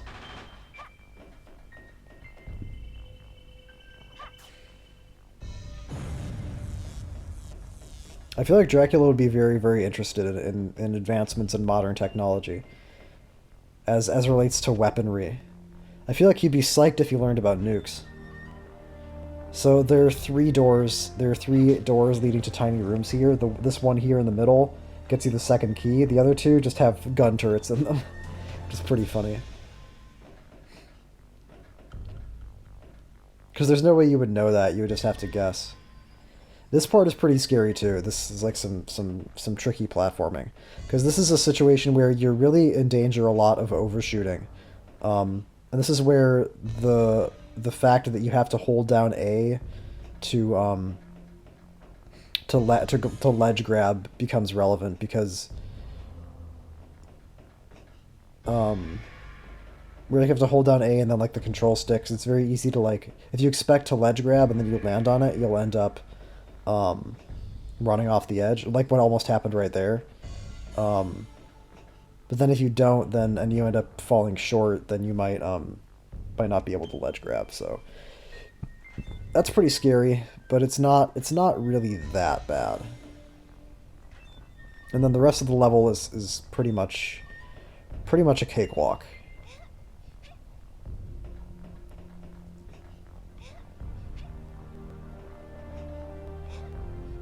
Look at that vast drop. Yeah, I think I like the Carrie exclusive levels more than the Reinhardt exclusive levels. I think they're all actually pretty good, but and the way the Tower of Science plays out is a little bit dull, but I like, again, Castlevania 64's strength is always in its like atmosphere and its environment design, and in kind of like the way the game feels, and the Tower of Science is really good with that. This part's pretty confusing because this is something that I encounter sometimes in these games where I'll get to a part of the game that feels like it's supposed to be more dangerous than it actually is. And this part kind of epitomizes that, where you're never really in any actual danger during this whole conveyor belt section because you're perfectly free to just sit back, destroy the turrets from a safe distance at your leisure, and then you can just jump over the conveyor belts, and it's not like there's nothing dangerous going on here. So this part's always a little bit strange.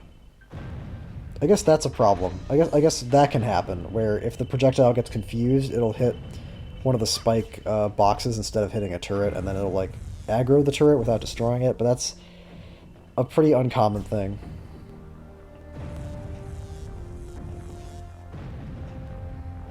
And in this part, there's no turrets at all. You just have to like, be patient and wait for the box to show up and speed by and explode.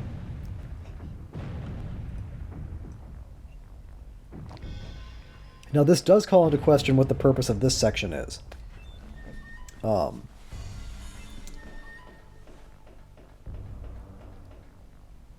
Because you make the blocks to make the other levels, and make the spike blocks to go down to the conveyor belt and eventually explode. Basically a spike box explosion factory. So here's the Tower of Sorcery.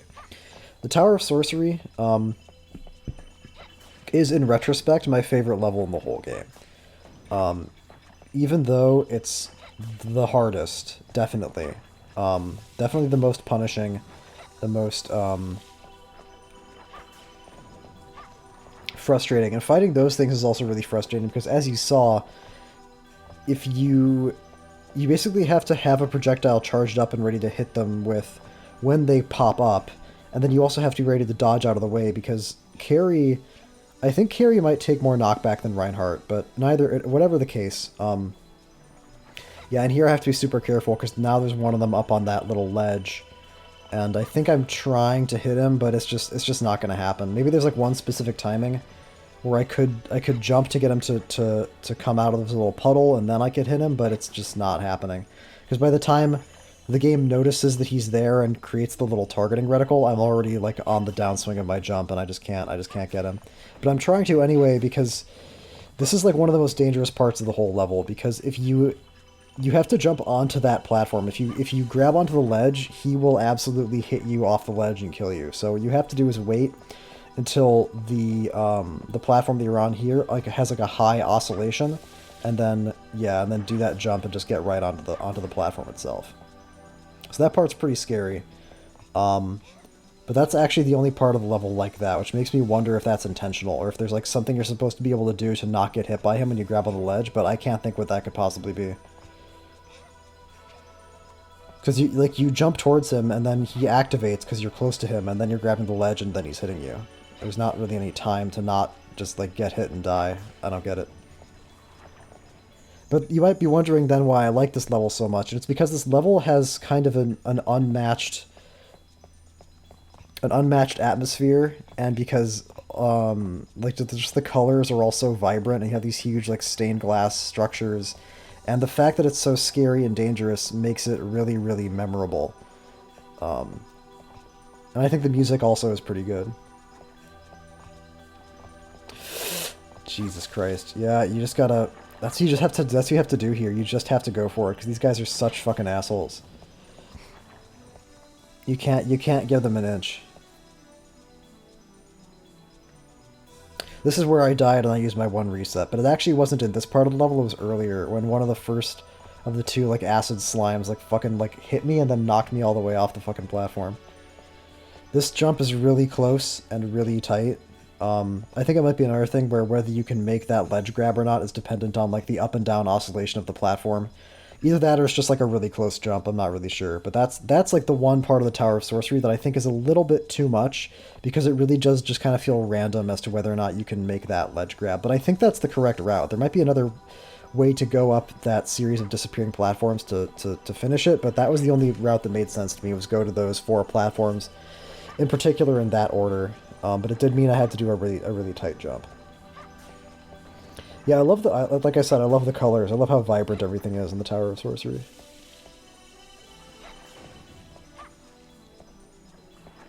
It's like a work of art that somebody turned into a platforming gauntlet.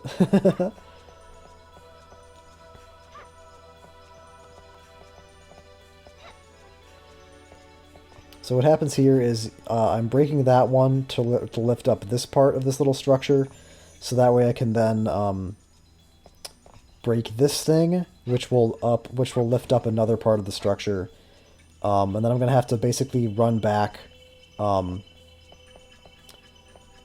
real quick before the structure falls back down again to make it onto the next platform, which is why I'm facing this way before I destroy it, so that way I'm ready to go across these platforms pretty much as soon as I can, because otherwise, if you wait too long, then the thing will go back down again and you won't be able to make it up onto this green platform.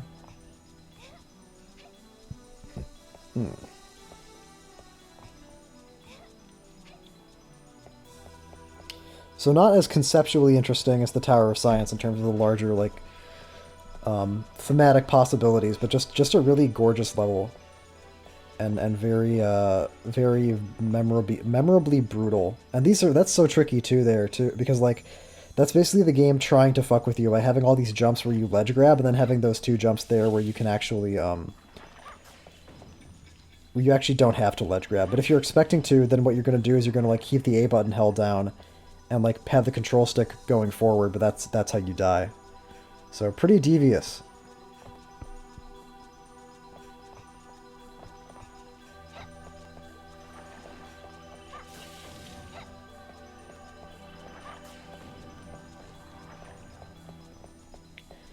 Yep, it's another one of these. This is where you get Carrie's unlockable alternate costume. Much, much easier than the shit you have to do to get Reinhardt's. In Reinhardt's, you have to basically do like all the hardest parts of the Tower of Execution twice. But here, look at that, the floating stained glass windows just kind of hovering in air. It's a beautiful fucking level, man. Now we are here.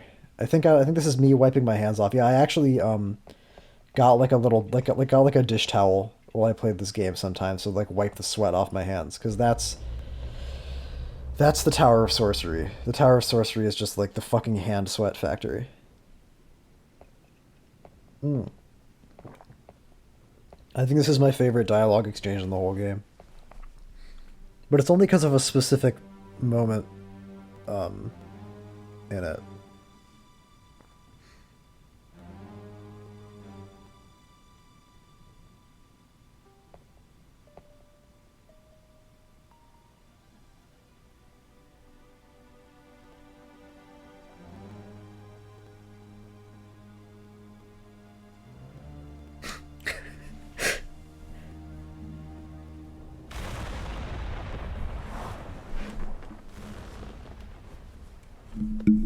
Drama.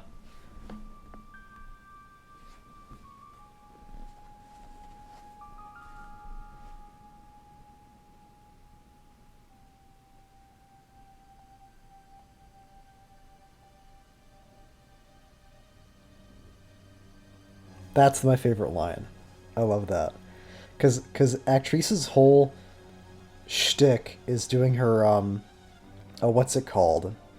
Her haughty, rich lady, you know, narcissistic, like, I am so much better than you act. And then Carrie, and she's trying to basically show off by saying, I'm such a badass that I killed my own kid to become one of Dracula's, like, lackeys, and Carrie just straight up calls her pathetic. It's such like a, It's such like a reversal of the dynamic. I really like it. And you can tell that she gets pissed off by that too, because she starts putting triple exclamation marks at the end of her lines. So this boss fight, unfortunately, this may be annoying to watch, but I am pretty much just going to be running and jumping in circles the entire time, because that's the best way to avoid all of her attacks. This fight is a lot like the Shodan fight at the end of System Shock 2, where basically Actrice summons this big shield made of crystals, and you got to break the crystals to expose a weak point, and then hit her through the weak point that you create. And the crystals that she summons here actually they do an okay job of predicting where you're about to go, but Carrie jumps so fast that she can usually just go right past them. And this is actually kind of an inefficient way to do the fight, because what I really should have done there was, as soon as I broke a hole in her shield, reverse course, and then just hit her through that hole. But I don't think I didn't want to do that, because I was worried that if I went backwards, I would run into one of the crystals she had just summoned, which maybe would have happened. But when I do this fight, and this is how I do this fight for both of the Castlevania 64 runs, but when I do Legacy of Darkness, I do it a little bit differently. Just because she's more dangerous in Legacy of Darkness, and I think they tried to make her her spells more like accurate, so that you can't just kill her by literally just running in a circle the whole fight. I can't be. No, I guess not. Oh shit. She's all fucked up looking.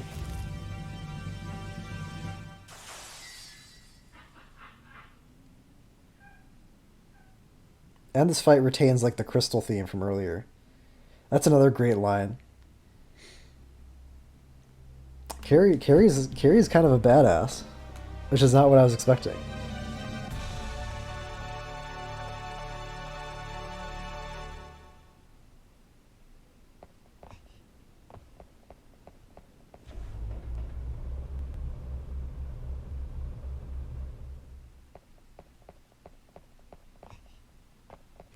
And what's nice about that is that like the fact that Carrie tells Actrice that like she never had a chance in the first place. That's kind of in keeping with how the boss fight plays out, because the boss fight is so easy.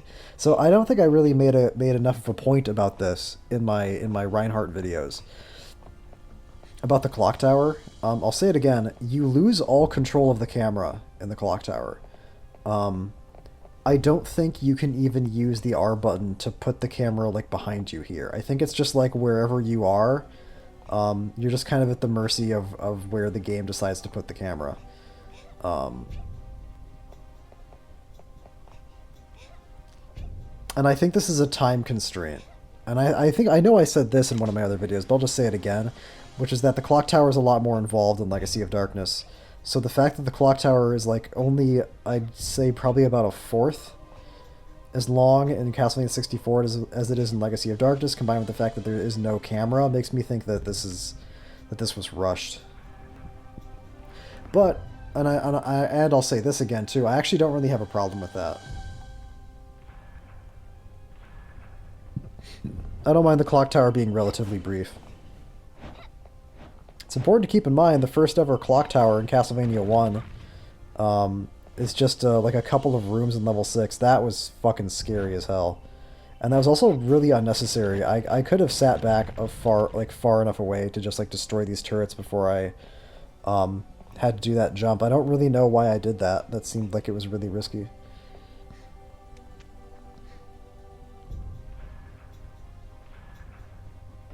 Yeah, I don't know.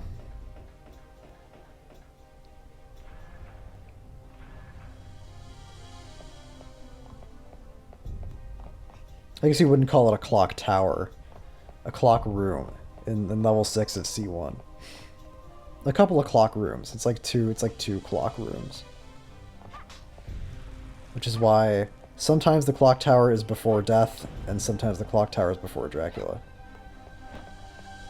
What's the first game that had the clock tower go to death?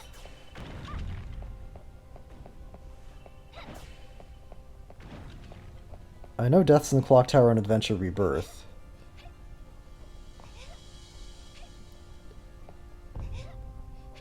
Oh, he's in the Dracula X. He's in the Clock Tower. Oh shit. Well, that was very, very fortunate. Yeah, that was. I don't really know what happened there. I guess it was okay with me grabbing onto the edge of that platform for a little bit, but then as it rotated, it must have like pushed me too far into the wall, and it decided that on second thought, I actually didn't get to hang on to that ledge, which is I think reasonable. That was kind of a really awkward angle to try to ledge hang anyway. That was scary. I was not expecting to snap up onto that platform there. That's the thing about Carrie is that like Carrie and Reinhardt, even though it's just like this minor thing with their jump distance, they do really end up feeling kind of different to play. I don't think she runs faster than Reinhardt. I think she just jumps farther. She slides farther. I don't think she runs faster. Safe.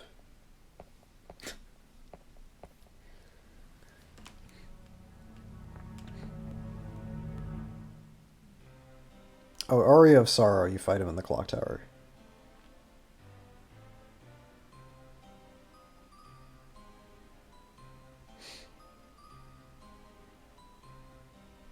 Because I think I read somewhere I think I read like on the Castlevania wiki it said something about like death is usually fought in the clock tower, but now I'm going through the series in my head and I'm not sure that's really accurate.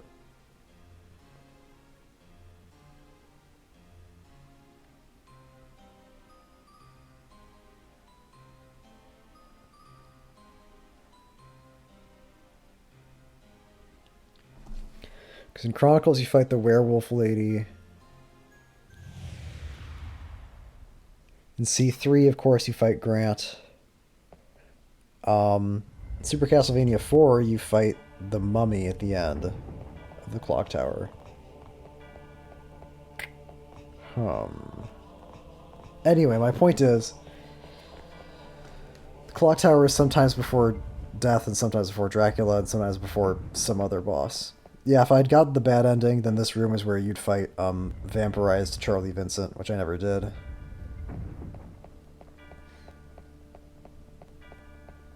One downside of Carrie is that after the villa with the Cerberus, she kind of has a hard time finding places to use her sub-weapons. And that's basically going to be the case here. Because, I mean, I think that, like, it would be nice if... Well, Phase 1 of Dracula is only going to have time to get hit by a fully charged projectile. Phase 2 of Dracula, maybe if I played it well, I'd have time to hit him with a fully charged projectile and a cross. Maybe. I'll see what happens. I don't think that's going to happen, though, because the way that I played Phase 2 of Dracula was very bad until basically, like... Until I got to Legacy of Darkness, I'm pretty sure. Which I'll explain when we get to it.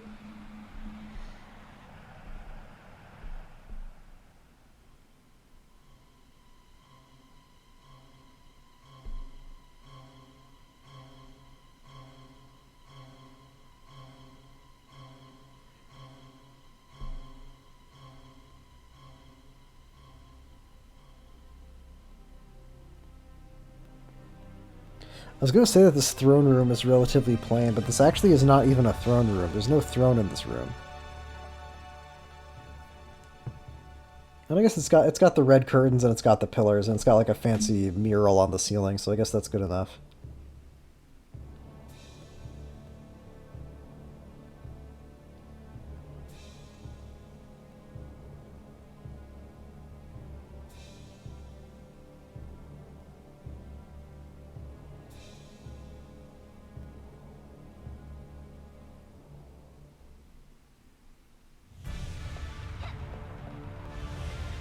So this fight is easier on Carrie than it is on Reinhardt, because you can now hit him from everywhere. You don't even have to worry about closing distance. As you can see, the same general pitfalls apply, however, which is sometimes he'll just fucking teleport out of your screen, and you won't see where the fuck he is or what the fuck he's doing until it's too late and he already hits you. But the good news is that Carrie is not as prone to running into his attacks as Reinhardt is, because she doesn't have to close any distance. So... Look at how much damage he's taking. Jesus Christ, I didn't even notice that. I've only hit him like 3 times and he's almost dead. Wow. See, that's because, number 1, it's the daytime, and number 2, it's normal mode. And number 3, I guess Carrie's projectile just does a fucking ton of damage.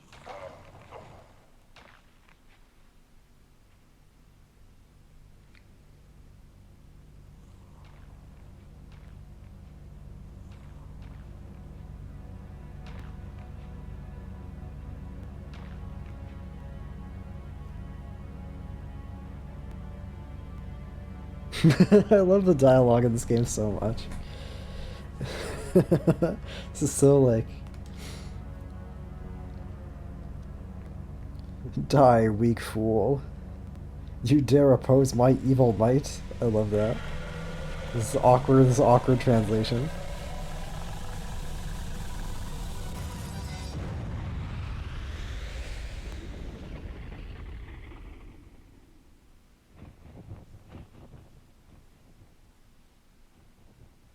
Then his big move at the end is to explode. The shadow of his cape looks exactly the same as his cape. It's like, it's got like the... It doesn't look like a shadow, it just looks like a copy of his cape is underneath it. That's probably what it is. I like this little zoom in here. Because they could have just ended the cutscene right there, but they add a nice little, like, I don't know. It's a cinematic touch. It's emphasizing the fact that Dracula is now gone. And now the castle's collapsing, and I gotta escape. Oh no. Run. Yeah, there's the tasteful mural. I think I see a trident there. It's Poseidon up there or something. Mural of Greek gods. Classical imagery. Classy shit. I like to imagine like the Grim Reaper like on his wing, like with his like wings flapping up there painting the mural. Lord Dracula demands tasteful art in his throne room. Hey, if he's lying in the coffin all day, he wants something interesting to look up at, right? I actually don't know. I assume if you hang around for too long, then these stairs actually will collapse and you'll die. No, I know that they will, because I actually did die to that once.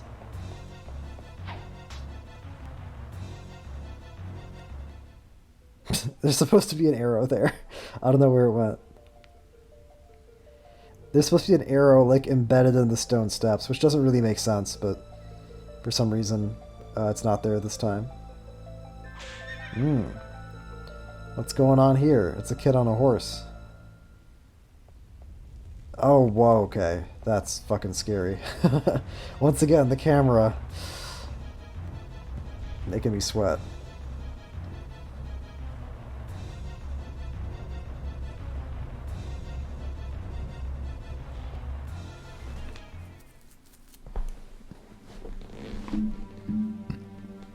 It's also kind of a scary little transition going from the red elevator onto the roof, because the camera is kind of swinging a little bit when you do that. And I was always like paranoid that I'd run off at the beginning of the fight, but that's not, or rather before I triggered this cutscene, but that's not that's never actually happened.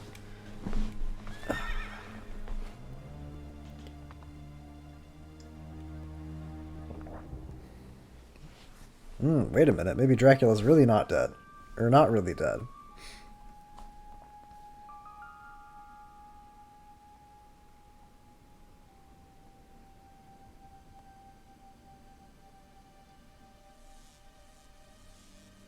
This is an interesting little decision that they made. I don't know what the origin point of this idea was. I wonder if it was like they came up with the hedge maze idea, like what if you're chasing a kid through a maze like The Shining, and they decided to do more with like the little kid character than just have him be there for that one set piece.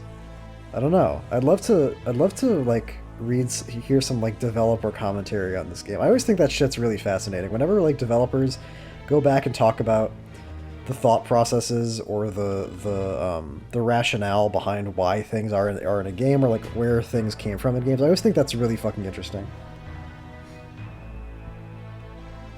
Especially because like so often the explanation that the developers give for things in the game is something to the effect of, oh, we thought it would be cool if we put this in the game. Which is funny because fans are so prone to create these like complex theories that like attribute all these ideas to like a grand overarching creative purpose, but it's like so often ideas in video games just come from like, oh, we thought this would be cool, so we put it in there.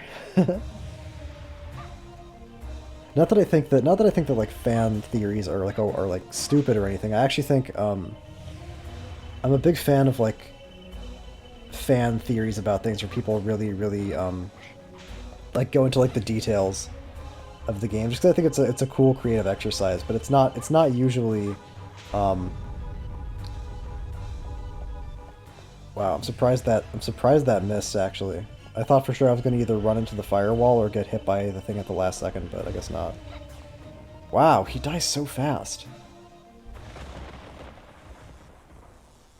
Like, what's a good example of what I'm talking about? Like Zelda timeline theories, back when people had those before Nintendo released their own. I think those are kind of cool.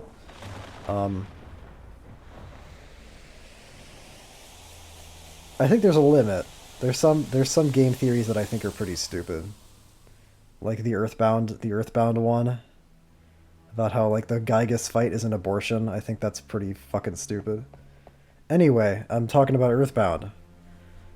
I should be talking about, Malice's hair. And how I swear to God they have exactly the same hairstyle.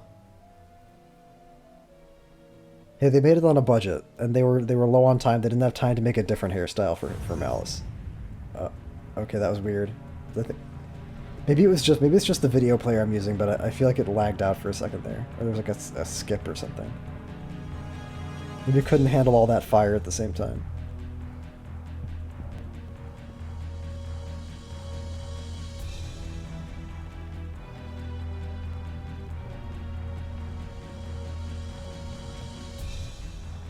It's nice that this character got some payoff, even though he only shows up twice. That's fine. What did I always give Aria of Sorrow shit for, right? I gave it shit for, like, too much talking, so...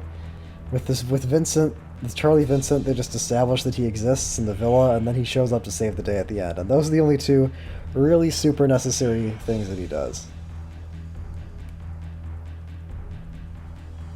So that was phase 2, which I played the way I hoped I would, which is hitting him with, I did have time to hit him with a fully charged projectile and a cross, which is good.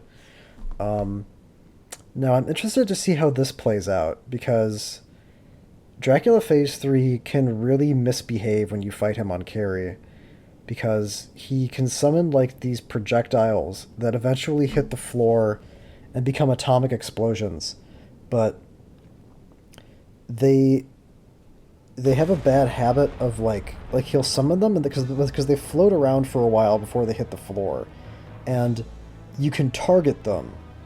Like if you're close enough to them, the game will think you're trying to hit them, and then you can hit them. But the thing is that hitting them duplicates them. It, like, creates another version. It's another thing of the same projectile.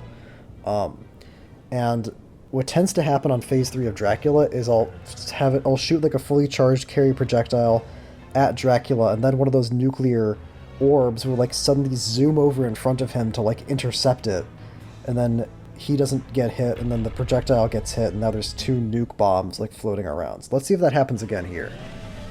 And I don't really know how to prevent that. Yeah, there it is. It's that gold, the golden thing. Let's see what it does. Okay, it thought that I wanted to target the orb. Yeah, now there's 2 of them. Yeah, see, look at that. You see how that one, like, zoomed over towards him? And now the cross is fucking hitting them and making more of them, which is not what I want. I don't know if it's supposed to be like a... Yeah, why is it moving like that? I never understood this fight, dude. And look at that. The fucking... This is so frustrating to watch. I don't want to hit that thing, but it's, like, too close to me, and the game can't figure out that I would want to hit anything else. And now they're all gonna, like, fucking detonate on Dracula. Which is, I think, maybe the idea, because he does get damaged by his own atomic explosions. These explosions do a fucking million damage, by the way, so I'm kind of scared as shit right now. There's so many of them, and they're all so close to me. Dracula Phase 3 has some attacks that can do, like, a fucking gigantic chunk of damage.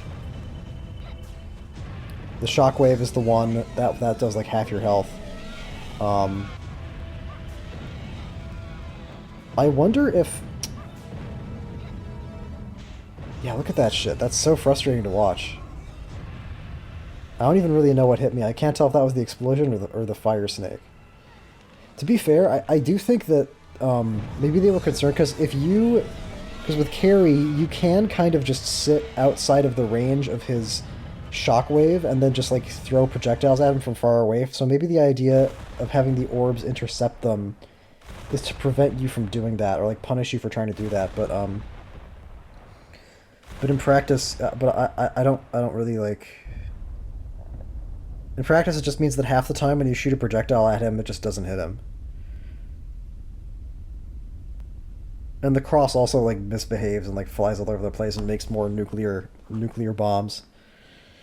So this phase of Dracula, as always, is just like a total clusterfuck.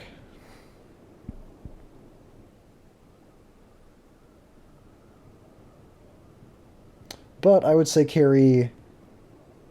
It must be a balancing thing for Carrie. Because otherwise she would have a way easier time. Because the fact that Reinhardt has to close distance or use or like hoard up gems to just fight him with the cross, does kind of make a difference.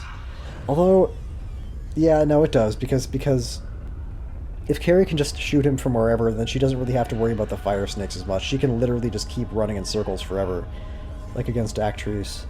Although Dracula's better at like hitting you with things while you're doing that than Actrice is, because he'll like turn towards you and shoot fire at you. So I don't know, maybe like the nuclear defense force thing was necessary to balance the fight out, but um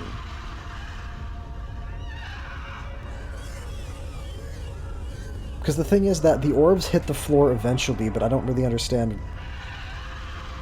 like how their trajectory works. If like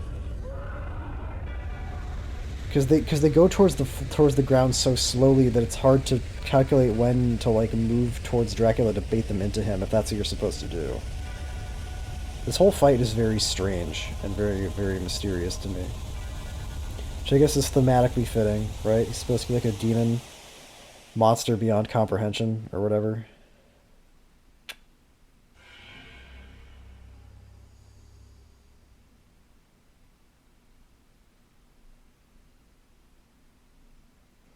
I wonder if the holy water would like do a bunch of damage to him. Like if you got up, because he doesn't move the whole time. He turns, but he doesn't move. So I wonder if you got up like real close to him and just like dumped holy water on him, if it would do like a ton of residual damage, or a ton of like fire damage.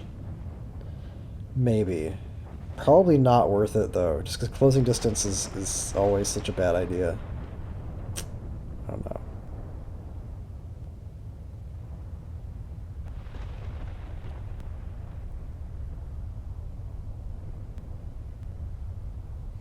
And the game might like randomly decide that even though you're right next to Dracula, you're actually trying to hit one of the fire snakes with the holy water. So you'll be like standing right next to him, then you'll hit the sub-weapon button, and then you like spin around 45 degrees or something. That shit can probably happen.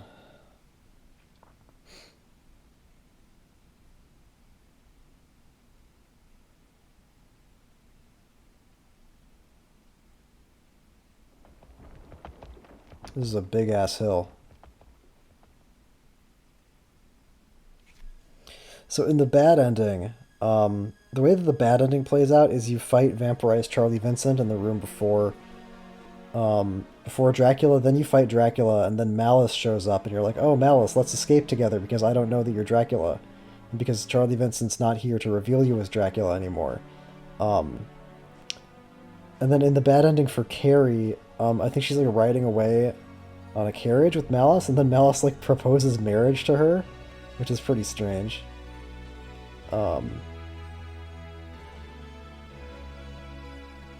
But I think the implication is that nobody knows, nobody ever finds out that Malice is secretly Dracula, so now he can do more evil shit in the future, is the idea.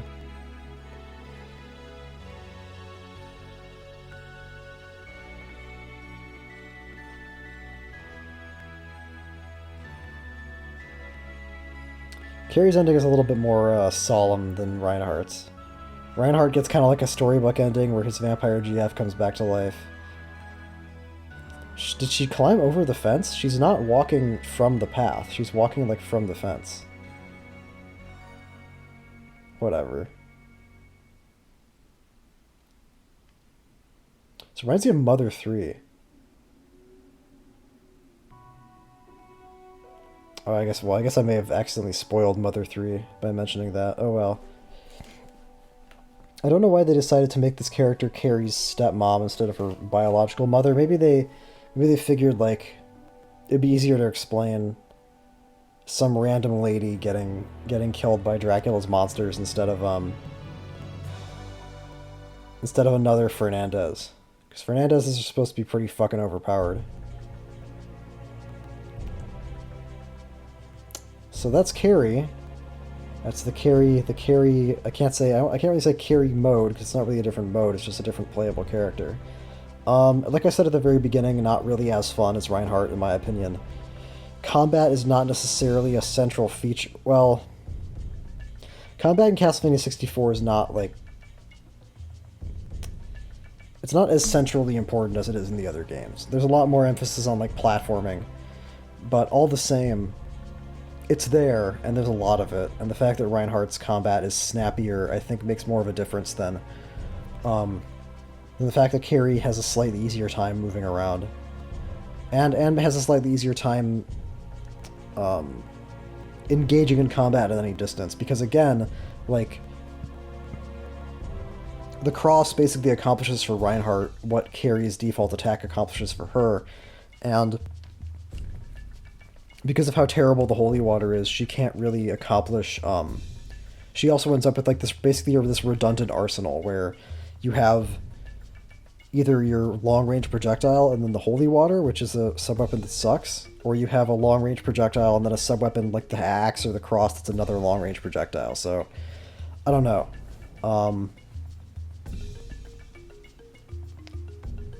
I mean, I guess it's fine for characters to have strength and weaknesses, but my point, again, is that Reinhardt is just like so much better in terms of the actual combat. Although it would make sense for a character who has like more of an emphasis on long range to be able to move more, because that lets her gain distance whenever she wants. So it's balanced, like it makes sense the way that it's designed, but I just think it's not really as fun. However, I do think that she has the better individual levels. I love the Tower of Science conceptually, even though I think it's a little bit dull to actually play, and then I love the Tower of Sorcery. In retrospect, at the time, when I was drenching my fucking N64 controller in hand sweat, I was a little bit less enamored with it, but looking back on it now and remembering it, I think it's probably the best level in the whole game, so I think she's worth playing just to see the Tower of Sorcery and to experience that, if nothing else. So overall, I guess I would say, like, you could just play as Reinhardt if you wanted to, if you were interested in renting this game from your local Blockbuster. But I recommend trying out both. They're different enough that I think it's probably worth it. And the actrice encounter is like the best back and forth dialogue in the whole game. Not that there's much stiff competition there. Well, the Charlie Vincent dialogue is really funny too, but that's a different kind of entertaining. Hard mode is going to come up next. Hard mode with Carrie's alternate costume. Hard mode creates some problems for Carrie, the way that it creates some problems for Reinhardt, but they're kind of more dramatic just based off of Carrie's natural limitations, and I'm going to talk more about that when I actually make that video, instead of spilling my guts out here. Fin. Fin stands for finish. It's not talking about like fish fins or anything like that. I remember sometimes I would alt-tab during the credits, and then like once when I was recording, I like tabbed back in and saw that the overwrite file window had been there for like 30 seconds, and I had to cut that out. I think that's in Legacy of Darkness. Anyway, that's the video. Hope you guys enjoyed it. I like this game. I like the Tower of Sorcery. Keep on Earth rocking.